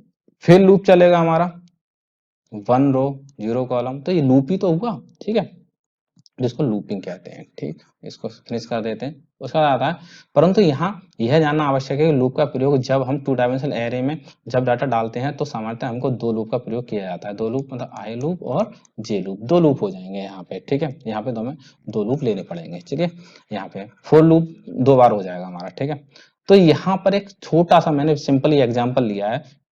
ठीक है, जैसे मेन लिया है, तो यहाँ पे हमारा 25 एलिमेंट का लेना है, 25 एलिमेंट का हमें मैट्रिक्स बनाना है, जिसमें हमारा पहला है रो और दूसरा है कॉलम। ठीक है, 5 तक चलेगा फोर लूप। ठीक है, उसके बाद जे लूप चलाएंगे। जे लूप कैसे चलाएंगे मैं आपको ये नेक्स्ट प्रोग्रामिंग में बताता हूँ। फिर एलिमेंट को प्रिंट करा देंगे। ठीक है, तो ये तो मैंने एक सिंटेक्स दिया था आपको। अभी अब समझते हैं इस पूरे प्रोग्राम को। पूरा प्रोग्राम है क्या, देखिए, हमें एक लूप चलाना है, एक मैट्रिक्स बनाना है जिसमें हमें 3 बाई 3 का हो, 3 × 3 मतलब 3 row, row 1, row 2 and row 3, col 1, col 2, col 3। ठीक है, 3 बाई 3 का है। सबसे पहले हमें क्या करना है कि यहाँ पे एक एरे का डाटा टाइप लेना है, नाम लेना है 3 बाई 3, जिसमें हमें क्या है, आई जो फर्स्ट है वो है रो और जो सेकंड है वो है कॉलम। ठीक है, अब यहाँ पे एक लूप चलाया है हमने। जो पहला लूप चलाया, पहला कहा है कि आई बराबर जीरो, मतलब आई बराबर जीरो मतलब रो क्या हो जाएगी, जीरो। और क्या कह रहा है कि जो आई बराबर जीरो और जो क्या 3 से कम है, मतलब यहाँ से 0 1 2 3 से कम है, 0 0 1 2 कर लो इसको अभी। ठीक है, 0 इजीली समझ में आएगा, 0 1 2। ठीक, क्या 0 3 से कम है, बोला हाँ है, तो पहले में डाटा जाएगा। लेकिन वो क्या होगा, पहले के लिए रन कराएगा। अगर ये कंडीशन ट्रू होती है तो क्या होगा, फिर जो आपका लूप है वो जे लूप में जाएगा। अब कॉलम चल रहा है, अभी क्या किया, कॉलम चल रहा है, तो पहला करेगा जे। क्या जे के पूछ रहा है, क्या जो कॉलम है हमारा 0 से कम है, बोले हाँ है, तो अगर हम पहला डाटा भर देते हैं तो इसमें आएगा 0 में। ठीक है, मतलब ये यहाँ प्रिंट करेगा। लेकिन ध्यान रखना कि जब तक पहला लूप की कंडीशन फॉल्स नहीं, सॉरी दूसरे लूप की, जे लूप की कंडीशन फॉल्स नहीं होगी, वो दूसरे से पूछेगा नहीं। पहले में डाटा भरेगा, फिर उसके बाद क्या करेगा, ये दूसरे में जाएगा, दूसरे में जाएगा, दूसरी कंडीशन में पूछेगा कि ये 0 2 से है, 2 से कम है, बोले हाँ है, तो इसमें डाटा भर देगा, मतलब 0 1। फिर तीसरे में जाएगा, 0 2 से नहीं, 0 1 से आएगा। ठीक, फिर 0 0 1 0 1, फिर 0 2 से कम है। ठीक है, 0 2 से कम है, डाटा यहाँ पे आ जाएगा 0। ठीक है, अब 3 से कम है, वो नहीं, ये तो बराबर है, तो यहाँ पे लूप टूट जाएगा, क्योंकि यहाँ पे लूप टूटना आवश्यक है। फिर ये ऊपर कंडीशन में जाएगा, फिर इसको कराएगा इससे कंपेयर। ठीक है, वो क्या है, अब दूसरे में आएगा कि यहाँ पे 0 क्या 2 से 1 से कम है, बोले 0 1 से कम है, बोले हाँ, तो यहाँ पे चलेगा। फिर लूप अगले में आ जाएगा जे में, फिर पूरी कंडीशन को भरेगा। ठीक है, जैसे यहाँ कंडीशन फॉल्स हो जाएगी, फिर लूप ऊपर जाएगा और इस तरह डाटा आपका भरता चला जाएगा। ठीक है, तो यहाँ पे मैंने क्या किया, enter the value 2D arrow की एरे की वैल्यू एंटर कराई है, जिसमें एड्रेस मॉड्यूलस डी आई जे की वैल्यू कराइए कि पहले आई और फिर जे भरता चला जाएगा। उसके बाद हमें प्रिंट कराना है, प्रिंट एलिमेंट जो भी होंगे, फोर लूप में जाएंगे। फोर लूप में अब जितनी बार प्रिंट कराना है उतनी बार प्रिंट तो कराएंगे, तो यहाँ पे आई लूप फिर से ले लिया है। ठीक है, और प्रिंट एफ करके एन लिया है। एन करके क्या होगा, मैंने बैकस्लैश एन क्यों लिया है, क्या हर एक लाइन में, देखिए पहला क्या होगा कि ये पहली हर एक लाइन टूटेगी ना, यहाँ पे 3 बार चलेगा। यहाँ पे 1 चल गया, 2 चल गया, 3 चल गया। अब क्या होगा कि जैसी फॉल्स कंडीशन हो जाएगी, फॉल्ट कंडीशन हो जाएगी, तो क्या हो जाएगा, बैक स्लैश लाइन तोड़ देगा, तो ऐसे ही तो आएगा 3 मैट्रिक्स, तो दूसरे में लाइन टूट जाएगी। दूसरे में लाइन टूट जाएगी तो डाटा यहाँ से भरना चालू हो जाएगा, इसलिए मैंने बैक स्लैश एन लिया है। अब जे लूप चलेगा। जे लूप क्या करेगा, जे लूप सारे के सारे एलिमेंट्स को भरना चालू करेगा, सारे सारे हमारे कॉलम को भरना चालू करेगा। और हमारे ये परसेंटेज या मैं कहूँ मॉड्यूलस टी, टी में टैब, मतलब जो आपके बीच में कॉलम दिया है, बीच में जो स्पेस आया वो टैब से आता है। \t से, ठीक है। टैब क्या होता है, 4 या 5 स्पेस होते हैं, ठीक है। फिर i और j को प्रिंट करा देंगे। इस तरह आपका क्या हो जाएगा, पूरा का पूरा 2 डायमेंशनल एरे क्लियर हो जाएगा। होप सो कि आपको ये मैटर समझ में आया होगा। मैं इसकी प्रोग्रामिंग भी करा देता हूँ यहाँ पे। तो यहाँ पे प्रोग्रामिंग कराने के लिए मैं सबसे पहले इतना सारे डाटा को पहले रिमूव करता हूँ, ठीक है, क्योंकि गलती होने के चांस हो जाएंगे, ठीक। अब यहाँ पे मैं डाटा भरना चालू करता हूँ। इंट सबसे पहले क्या लेता है, ए में एक एरे लेते हैं 3 का, दूसरा 3 रो एंड 3 कॉलम, ठीक है। और यहाँ पे इसके लिए वेरिएबल लेते हैं आई और जे, ठीक है। आई और जे वेरिएबल ले लेते हैं। लूप चलाएंगे, सबसे पहले फॉर लूप करेंगे। आई बराबर 0 से चलेगा, ठीक। और आई लेस देन 3, फिर एक वैल्यू इंक्रीज होती जाएगी। फिर फॉर लूप फिर से चलेगा और ये जे के लिए चलेगा, जे बराबर 0, जे लेस देन 3 और फिर से j plus plus. Okay, double loop हो गया। मतलब इसको नेस्टेड लूप कहते हैं। क्या कहते हैं, नेस्टेड लूप कहते हैं। चलिए अब इसके अंदर डाटा एंटर, हमें फिर डाटा एंटर कराना, मतलब प्रिंट एफ में हमें कराना है enter the value of 2D अरे \n स्पेस दे देता हूँ थोड़ा, ठीक है, क्योंकि दिखने में अच्छा लगेगा। वैल्यू को होल्ड करना है तो स्कैन लेना पड़ेगा हमें। स्कैन एफ में टी और यहाँ पे एड्रेस ऑफ ए और आई में और उसके बाद जे में, ठीक है। इतना काम हो गया, ठीक है। इसको यहाँ से इतना स्टेटमेंट क्लियर है, ठीक है। ये 10 टाइम चल जाएगा, सॉरी 9 टाइम चल जाएगा। उसके बाद हम चलते हैं इसको प्रिंट कराने। प्रिंट एफ में क्या कराना है हमें, 2D एरो को 2D अरे एलिमेंट आर। अब जो भी एलिमेंट होंगे नेक्स्ट लाइन में चले जाए, ओके। फॉर लूप यहाँ प्रिंट हो जाएगा, मतलब अब यहाँ फॉर लूप चलाएंगे 10 टाइम, सॉरी 10 टाइम क्यों आ रहा है बार बार, 3 टाइम ई इक्वल 0 और यहाँ पे जो आई है वो लेस देन कितने तक चले, 3 से लेस देन चले और एक वैल्यू इंक्रीमेंट हो जाए। इंक्रीमेंट हो गया, उसके बाद आप क्या करेंगे, फॉर लूप को फॉर लूप हो गया। उसके बाद आप इसके अंदर की वैल्यू कराएंगे। चलिए प्रिंट एफ में लाइन चेंज होती जाएगी, जैसे 3 बार लूप हमारा खत्म होता जाएगा, लाइन चेंज होती जाएगी। तो न्यू लाइन के लिए हो गया। उसके बाद फॉर जे चलेगा हमारा, जे बराबर 0, जे लेस देन 3 तक चलेगा और j plus plus, okay, increment operator. उसके बाद इसके अंदर जो प्रिंट होगा वो प्रिंट हो जाएगा हमारा, प्रिंट होना ए, यहाँ पे एड्रेस ऑफ मत लगा देना, ए आई ऑफ जे, सॉरी जे, कुछ गलती, ओके। और यहाँ पे हम क्या करेंगे, ठीक है। चलिए यहाँ एरे की स्पेलिंग मैंने गलत कर दी, एरे की स्पेलिंग देख लेंगे। और यहाँ पे मैं इसको रन कराता हूँ। रन क्या कह रहा है, undefined reference to print. Print मैंने कहीं फिर से गलत लिख दिया, मैंने कहाँ लिख दिया, प्रिंट PRINT प्रिंट एफ, फिर से गलत लिख दिया मैंने। रन, ओके, 2 डायमेंशनल एरे आ चुका है और यहाँ पे हमें 9 प्रिंट कराना है। 1 2 3 4 5 6 7 8 9 और यहाँ पे देखिए हुआ तो है 1 2 3 4 5 6 8 9, लेकिन क्या हुआ, मैंने \t नहीं लगाया है। \t टैब हो जाता तो और अच्छा लगता है। ओके, कंट्रोल S फिर से रन कराऊंगा इसको और फिर से कराऊंगा 1 2 3 4 5 6 7 8 9, ओके। आपका 2D एरे प्रिंट हो गया, मैट्रिक्स एरे 1 2 3 4 5 6 प्रिंट हो चुका है, ओके। तो इस तरह आपने एरे जो मोस्ट इंपोर्टेंट क्लियर कर लिया है। चलिए नेक्स्ट देखते हैं, नेक्स्ट मैटर क्या है।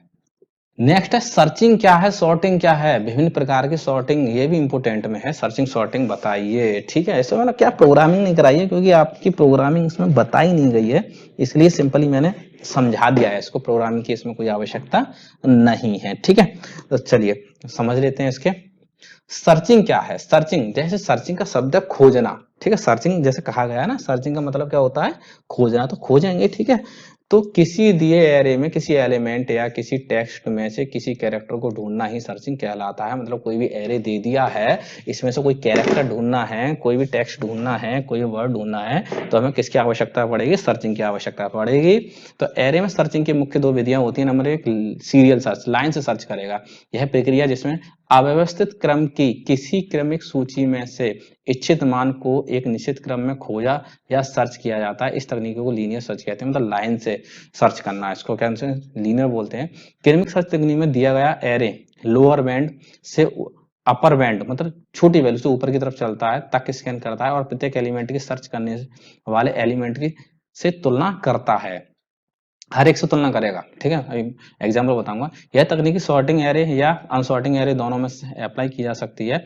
इस तकनीकी की हानि यह है कि बड़े एरे में एलिमेंट की तुलना करने में ज्यादा समय लेता है, अतः यह बड़े एरे के लिए उपयुक्त नहीं है। मतलब समय, थोड़ी समय की, कंप्यूटर है वैसे, आपको मालूम ही नहीं पड़ेगा कि टाइम लग गया, लेकिन फिर कंप्यूटर कह रहा है कि टाइम लगेगा, ठीक है। तो इसमें क्या है, इसकी एल्गोरिथम क्या होती है, तरीके क्या होते हैं? उपयोग करता है सर्च एलिमेंट, मतलब किसी को सर्च करके ढूंढना है। अभी प्रैक्टिकली बताऊंगा, आप समझ जाएंगे। एरे में पहले एलिमेंट के साथ सर्च एलिमेंट की तुलना करेंगे। यदि दोनों एलिमेंट एक समान है तो सर्च सफल है और सर्चिंग को यहीं समाप्त कर दीजिएगा। मतलब उन्होंने कहा है कि एक इंडेक्स ली, ठीक है। इंडेक्स में मैंने 6, 10, 12, 13 फिल किया। बोले बस 12 को सर्च करो, तो 12 को पहले क्या करेगा? 6 बराबर 12 रखेगा, नहीं है। फिर अगले को सर्च करेगा, 10 बराबर 12 रखेगा, नहीं है। फिर उसके बाद करेगा 12 बराबर 12 रखेगा, बोले हाँ, यहाँ कहानी हमारी रुक जाएगी, ठीक है। यदि दोनों एलिमेंट एक समान नहीं है तो क्या होगा? एरे में अगले एलिमेंट के साथ सर्च करेगा, तुलना करेगा। एरे में अंतिम एलिमेंट के साथ सर्च एलिमेंट की तुलना होने तक स्टेप 4 व 5 को दोहराएंगे। तो मतलब वही 4 और 5 को दोहराते रहेंगे, दौड़ाते रहेंगे, करते रहेंगे। यदि एरे में अंतिम एलिमेंट भी मैच नहीं होता है तो एलिमेंट इज नॉट फाउंड आ जाता है। मतलब यहाँ पे अगर 14 ढूंढता हूँ तो यहाँ पे इस एरे में फाउंड ही नहीं है, तो क्या आ जाएगा? एलिमेंट इज नॉट फाउंड, और सर्चिंग समाप्त हो जाएगी। एग्जाम्पल के तौर की बात करें यहाँ पर, कि इसमें मुझे क्या सर्च करना है? इसमें पूरे एरे में मुझे 12 सर्च करना है। तो सर्चिंग एलिमेंट क्या है हमारा? 12। अब कैसे करना है? सबसे पहले स्टेप 1 कि सर्च एलिमेंट 12 की पहले एलिमेंट में 65 से तुलना करेंगे। 12 की क्या करेंगे? 65 से तुलना करेंगे। क्या 12 65 के बराबर है? नहीं है। तो क्या करेगा? दोनों एलिमेंट अलग हैं, इसलिए अगले एलिमेंट पर चला जाएगा। एलिमेंट पर कहाँ चला जाएगा? यहाँ पर चला जाएगा। फिर से वही करेगा, 12 20 के बराबर है, नहीं है। फिर से वही कंडीशन आ जाएगी। फिर से वह कहेगा 12 10 के बराबर है, बोले नहीं है। ऐसे करके चलता रहेगा। उसके बाद क्या करेगा? 12 55 के बराबर है, नहीं है, हटाओ। फिर आगे 12 32 के बराबर है, नहीं है, हटाओ। अब आएगा 12, यहाँ 12 के बराबर है, भाई इतना तो आप भी जानते हो 12 के बराबर है, बोले हाँ। तो क्या करेगा? दोनों एलिमेंट एक समान है, इसलिए तुलना करना समाप्त करेगा और एंड में प्रदर्शित कर देगा element found at index number 5। Index number 5 बोले कैसे?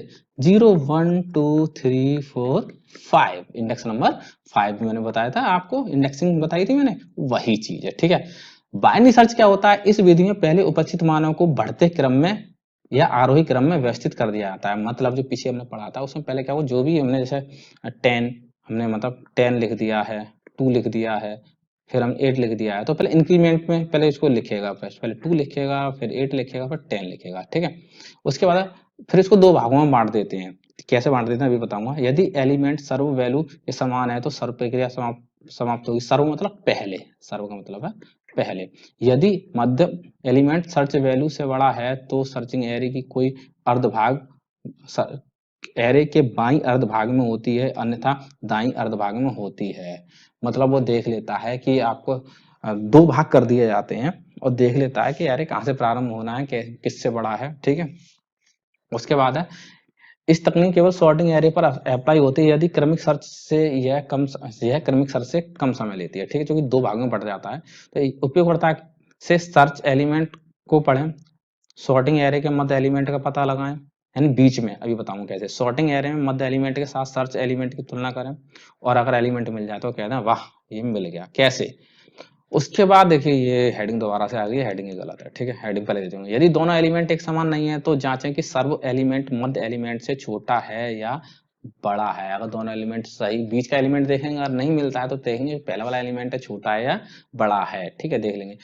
यदि सर्व एलिमेंट मध्य एलिमेंट से छोटा है तो मध्य एलिमेंट की बाएं सब लिस्ट से के लिए स्टेप 2, 3, 4 और 5 को दोहराएंगे, बार बार चेक करेंगे। यदि सर्च एलिमेंट मध्य एलिमेंट से बड़ा है तो मध्य एलिमेंट के दाएं सब लिस्ट से के लिए स्टेप 2, 3, 4 बार बार दोहराएंगे।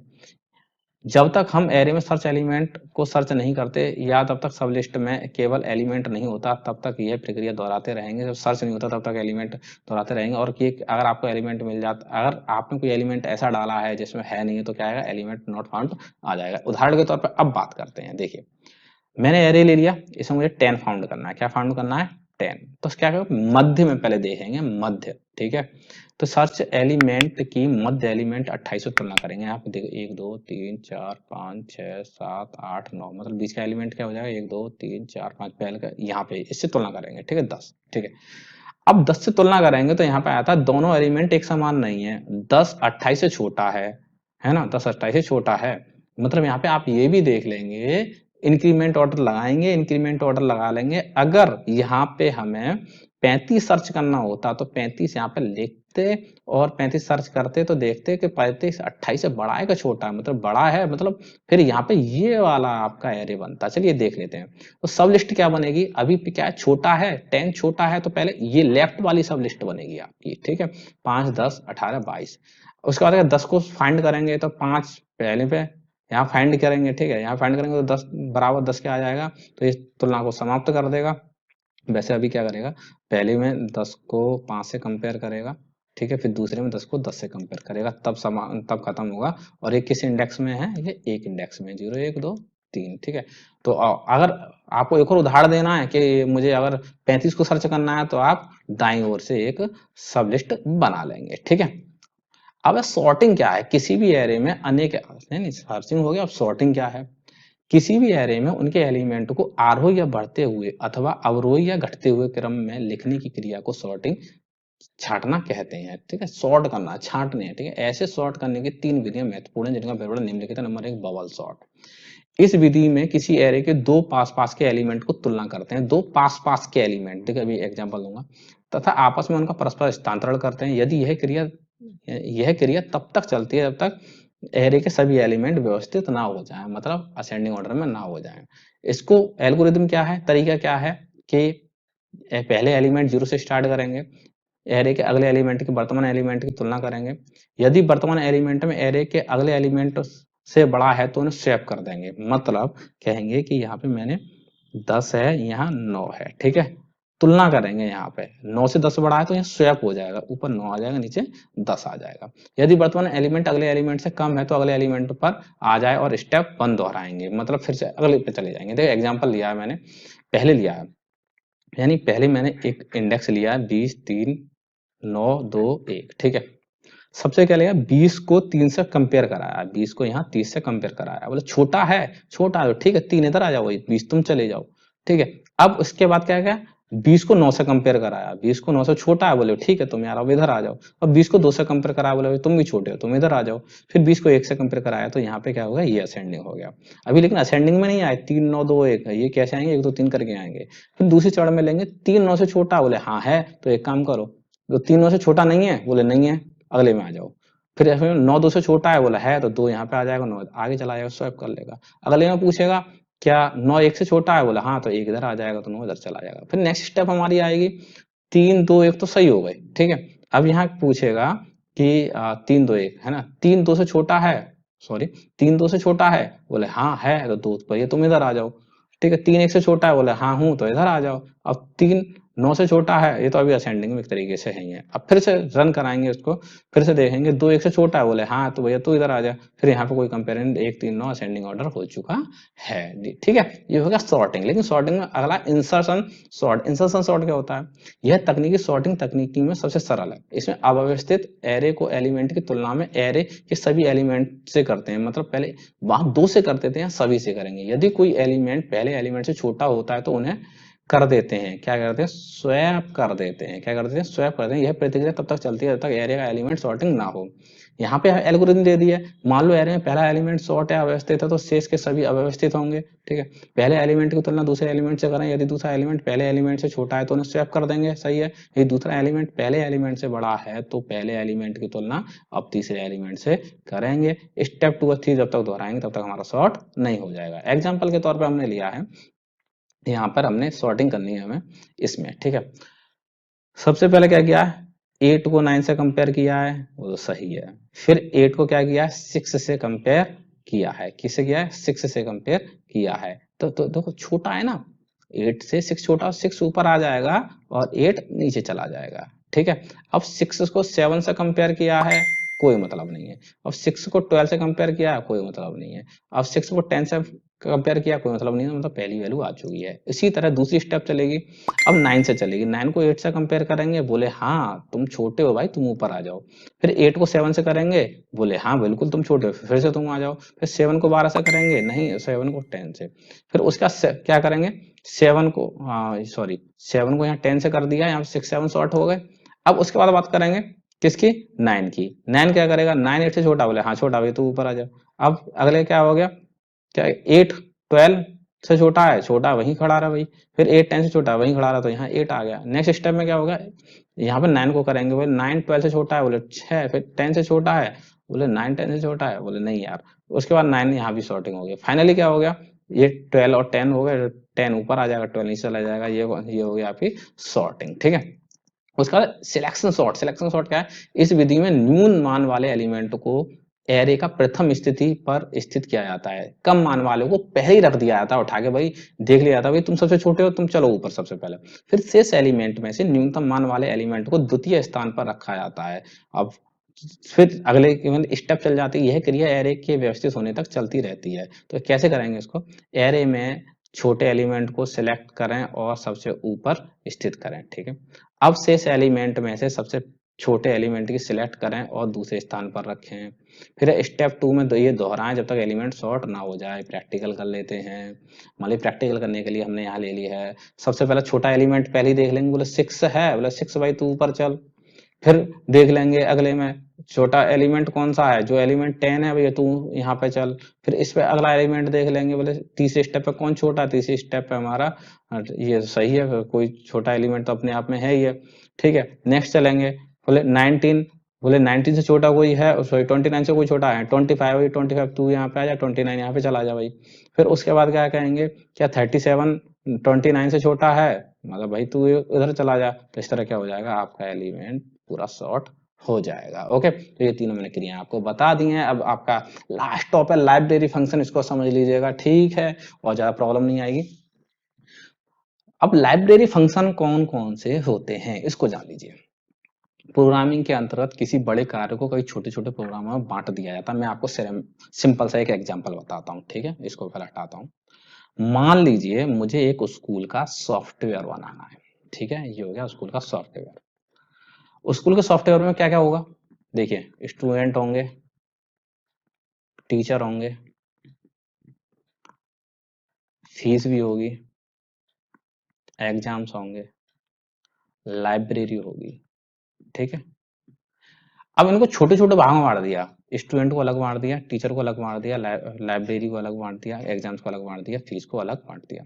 अब इसमें हम क्या करेंगे, फंक्शन एक छोटे छोटे भागों में बांट दिया, मतलब स्टूडेंट में हमारे कौन कौन से काम करने, स्टूडेंट को ऐड करना है, डिलीट करना है, या फिर मॉडिफाई करना है। टीचर को ऐड करना है, डिलीट करना है या मॉडिफाई करना है। फीस में क्या करना है, फीस डिडक्ट करनी है, इसमें बस फीस भी लेनी है, एग्जाम फीस भी लेनी है, छोटे छोटे बांट दिया। एग्जाम में हमारे 4 एग्जाम हो जाते हैं, तो 4 एग्जाम को लिख देंगे। लाइब्रेरी में हमारी कौन कौन सी बुक हैं, कितनी आई कितनी गई, ठीक है, छोटे छोटे भागों में बांट दिया। तो ये देखिए, जब हम इसके चारों काम को कर देंगे तो ऑटोमेटिक स्टूडेंट का पार्ट कंप्लीट हो गया, स्टूडेंट का पार्ट कंप्लीट हो गया तो स्कूल का एक भाग हो गया। इसके हम दोनों पार्ट कंप्लीट कर देंगे तो टीचर का भाग कंप्लीट हो गया, स्कूल, मतलब ऐसे छोटे छोटे प्रोग्राम में बांट दिया गया है। यही क्या कहलाता है, फंक्शन कहलाता है। क्या कहलाता है, फंक्शन कहलाता है, ठीक है। मैं इसको रिमूव कर देता हूं।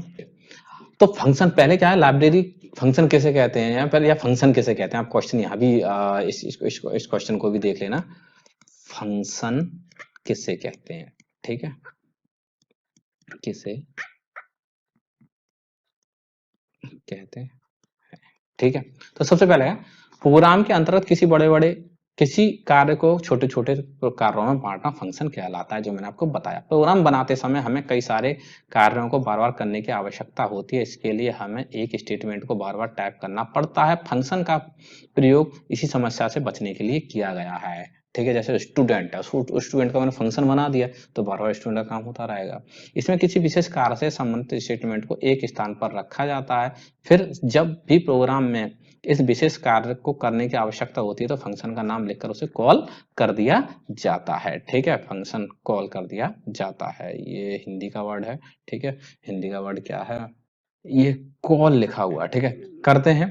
बड़े प्रोग्राम को फंक्शन में विभाजित करने करके लिखने के बहुत सारे लाभ होते हैं। इसमें प्रोग्राम को समझना और इसमें गलतियों को ढूंढना भी बहुत आसान होता है। फंक्शन का मुख्य प्रोग्राम का एक भाग होता है जो अधिकतर मुख्य प्रोग्राम की गणनाओं के लिए प्रयोग किया जाता है, जिसमें हमारा मेन है, प्रिंट है, स्कैनफ है। ठीक है, चलिए नेक्स्ट देखते हैं। फंक्शन के निम्नलिखित लाभ है। नंबर एक, फंक्शन के प्रयोग से किसी प्रोग्राम को छोटा बनाया जा सकता है जिससे प्रोग्राम को समझने में आसानी हो। ठीक है, फंक्शन की सहायता से एक कोड को पुनः नहीं लिखना पड़ता है। यूजर अपनी आवश्यकता अनुसार फंक्शन प्रोग्राम में कहीं से प्रयोग कर सकता है। फंक्शन के प्रयोग से प्रोग्राम एरर खोजना आसान होता है। इतना तो आपने पढ़ लिया है तो अच्छी बात है। चलिए और नेक्स्ट पढ़ लेते हैं। सी भाषा में फंक्शन के प्रकार। सी भाषा में फंक्शन दो प्रकार के होते हैं, बिल्ट इन फंक्शन कहते हैं या लाइब्रेरी फंक्शन कहते हैं या यूजर डिफाइंड फंक्शन कहते हैं। तो सबसे पहले हमें क्या पढ़ना है, बिल्ट इन फंक्शन को पढ़ लेना है। ठीक है, तो बिल्ट इन फंक्शन कौन से होते हैं, ऐसे फंक्शन होते हैं जो सिस्टम द्वारा प्रदान किए हैं ना, प्री डिफाइंड फंक्शन जैसे प्रिंटफ है, स्कैनफ है। इन फंक्शन को उनके नाम से पहचाना जाता है और उपयोग किया जाता है। हम इन फंक्शन के साथ साथ पैरामीटर के रूप में आवश्यकता सूचना प्रदान करते हैं, जैसे जैसे जैसे प्रिंटफ, स्कैनफ फंक्शन है, इन्हें लाइब्रेरी फंक्शन भी कहते हैं। ठीक है, अब यहाँ पे क्या था, ये निम्न प्रकार के होते हैं। देखिए, संख्यात्मक फंक्शन जिसको हम अर्थमेटिक फंक्शन भी कह सकते हैं। ठीक है, इनका प्रयोग संख्याओं पर विभिन्न प्रकार की गणितीय क्रियाओं के लिए किया जाता है।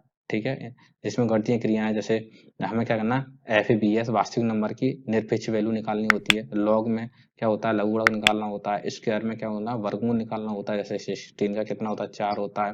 या मैं क्या 18 का 25 का कितना होता है, 5 होता है। या एक्सपोनेंशियल क्या होता है, ये घात होती है, मतलब एक्सपोनेंशियल मतलब 2 एक्सपोनेंशियल मतलब ये 4। ठीक है, तो इसका हम जरा प्रयोग करके देख लेते हैं, तब आपके समझ में आ जाएगा। तो यहाँ पे प्रैक्टिकल कर लेते हैं। प्रैक्टिकल पे सबसे पहले हैज इंक्लूड stdio.h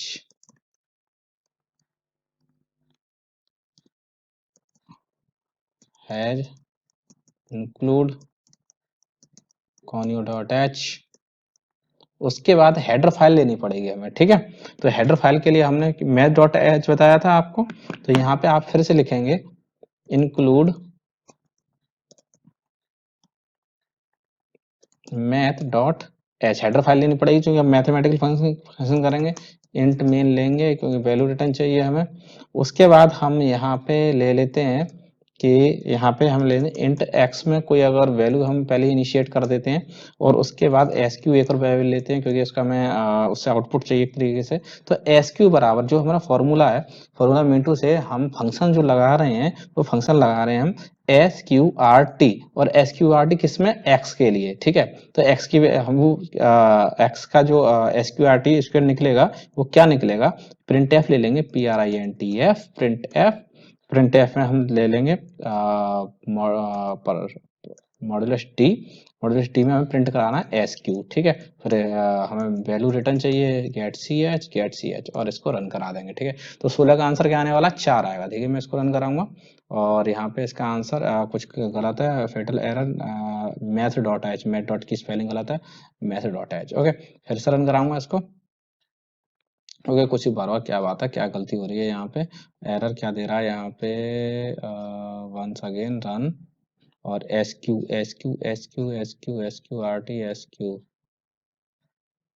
और यहाँ पे हमने इसको बंद नहीं किया है फिर से, और यहाँ पे हमने काफी ज्यादा गलती कर दी है आज। ओके, चलिए रन करा लेते हैं। रन कराने के बाद देखते हैं, यहाँ पे देखिए इसका 4 आंसर आ गया।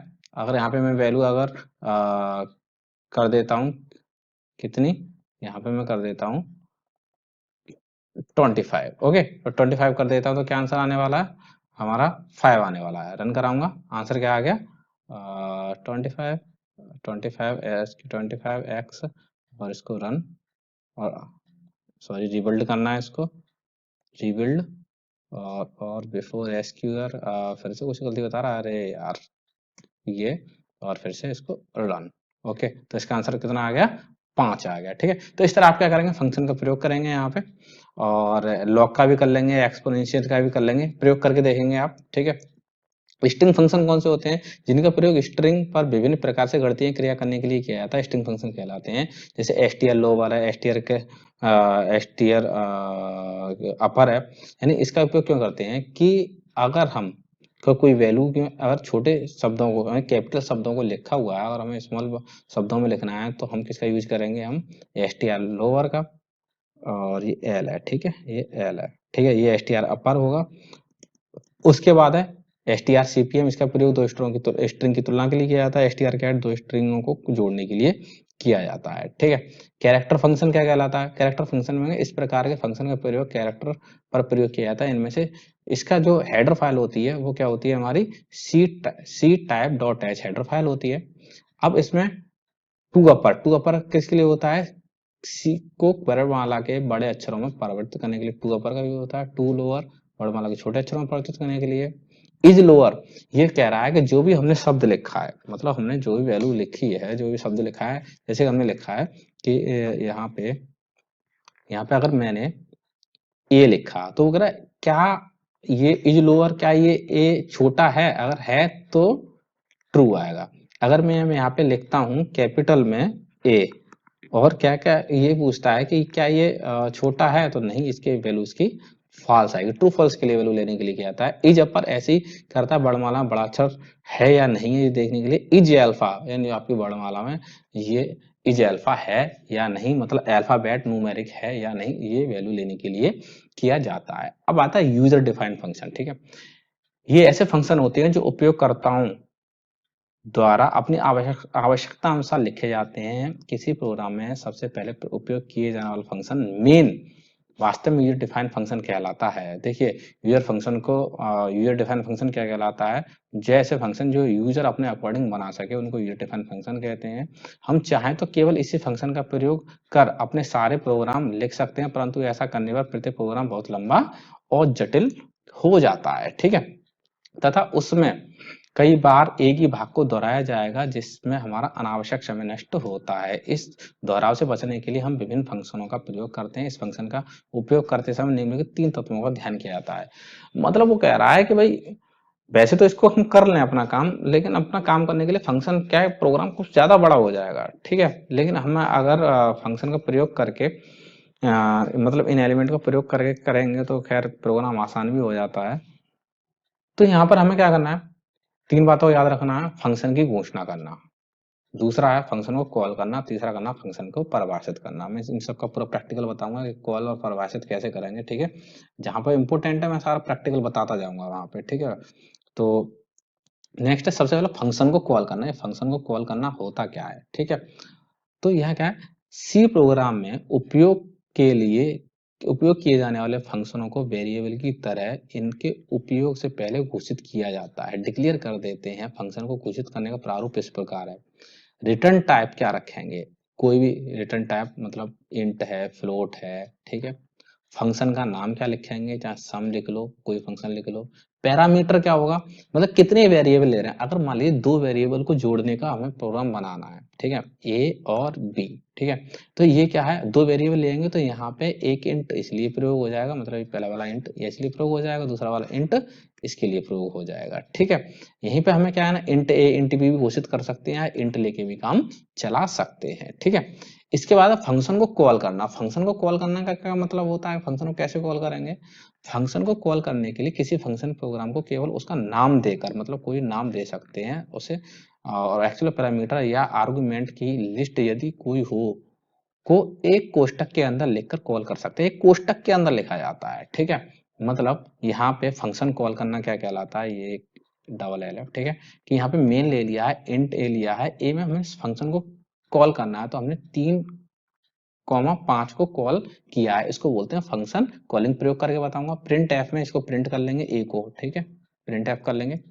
उसके बाद आता है हमारा फंक्शन को परिभाषित करना। ये लास्ट स्टेप है। फंक्शन को परिभाषित करने के लिए फंक्शन का नाम रखा जाता है, उसका रिटर्न टाइप क्या होगा कोष्टक के अंदर रखा जाता है, तथा पैरामीटर तथा एक से अधिक पैरामीटर तथा बॉडी की आवश्यकता होती है। मतलब रिटर्न टाइप हमें फंक्शन नेम देना है, पैरामीटर लिएंगे। एग्जांपल है कि लोकल वेरिएबल का डिक्लेरेशन करना है, ये प्रैक्टिकल करके बताऊंगा। उसका एग्जीक्यूट स्टेटमेंट करानी है, या ट्रू करानी है, 3 करानी है, 4 करानी है, और उसका रिटर्न स्टेटमेंट क्या होगा। ठीक है, मैंने यहाँ पे इसके लिए क्या दिया है, एक उदाहरण दिया है। उदाहरण में क्या दिया है कि 2 अंकों को जोड़ना है। ठीक है, 2 अंकों को जोड़ना, उसका उदाहरण लिया है। तो नीचे उदाहरण में एक फंक्शन को परिभाषित किया है। उदाहरण यहाँ पर हम एक ऐसा फंक्शन सम, क्या फंक्शन बनाया, सम प्रभावित करेंगे जो 2 पूर्णांकों को योग लौटाता है। इस फंक्शन को सम को निम्न प्रकार करेंगे। मतलब यहाँ पे एक एग्जांपल लिया है कि सम बराबर है, सम से हमने 2 फंक्शनों को बनाया है, सम फंक्शन से हमने 2 नंबर को जोड़ा है। तो पहले एक फंक्शन ले लेंगे, इसमें हम क्या करेंगे, इंट ए इंट बी करेंगे। फिर उसके बाद हम एक और लोकल वेरिएबल ले लेंगे जिसके अंदर ए और बी को जोड़ देंगे और रिटर्न टाइप उसका एस हो जाएगा। ठीक है, तो इसका मैंने एक प्रोग्राम बनाया है। इस प्रोग्राम में क्या किया है, सबसे पहले क्या करने की कहा था, 3 स्टेटमेंट करने की कहा था।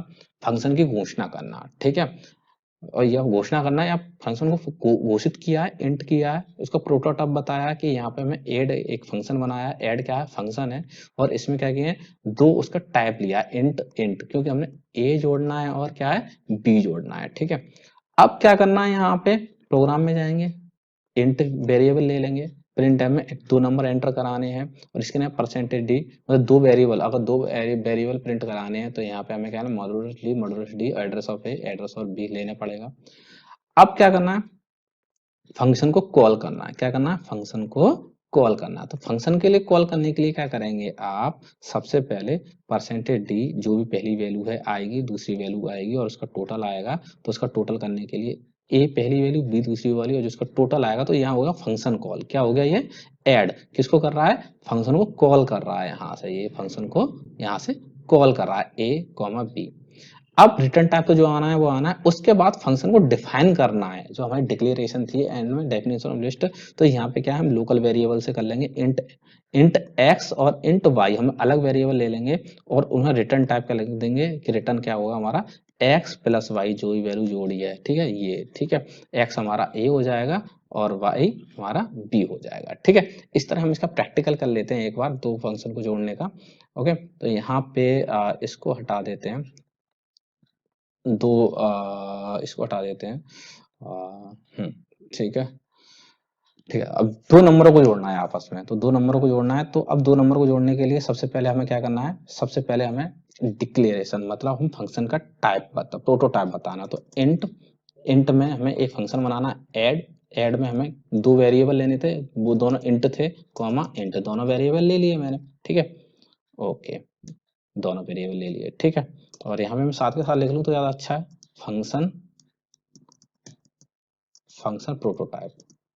ये कमेंट हो, अच्छा आपको प्रॉब्लम आई, मैं कमेंट नहीं लिख रहा। ठीक है, ठीक है, अब इंट ये हो गया। अब इसके अंदर प्रोग्राम लिखना है, इंट मेन, और प्रोग्राम लिखने के लिए चलते हैं आगे। और यहाँ पर एक चीज और गलत ले रहे हैं हम, यहाँ पर ये ब्रैकेट यहाँ से स्टार्ट नहीं होगा, और ये ना यहाँ से होगा। यहाँ पे हटा ही देते हैं इसको पूरे को, मेन। ठीक, अब यहाँ से स्टार्ट होगा प्रोग्राम, यहाँ से स्टार्ट हो जाएगा हमारा। ठीक है, तो यहाँ पे क्या, इंट 2 वेरिएबल ए और बी वेरिएबल ले लिए हमने। उसके बाद हमने प्रिंट एफ कराया, प्रिंट एफ में 2 वेरिएबल हमें 2 नंबर प्रिंट कराने, एंटर एनी 2 नंबर, और लाइन चेंज करके कराने। ठीक है, और सेमीकोलन लिया।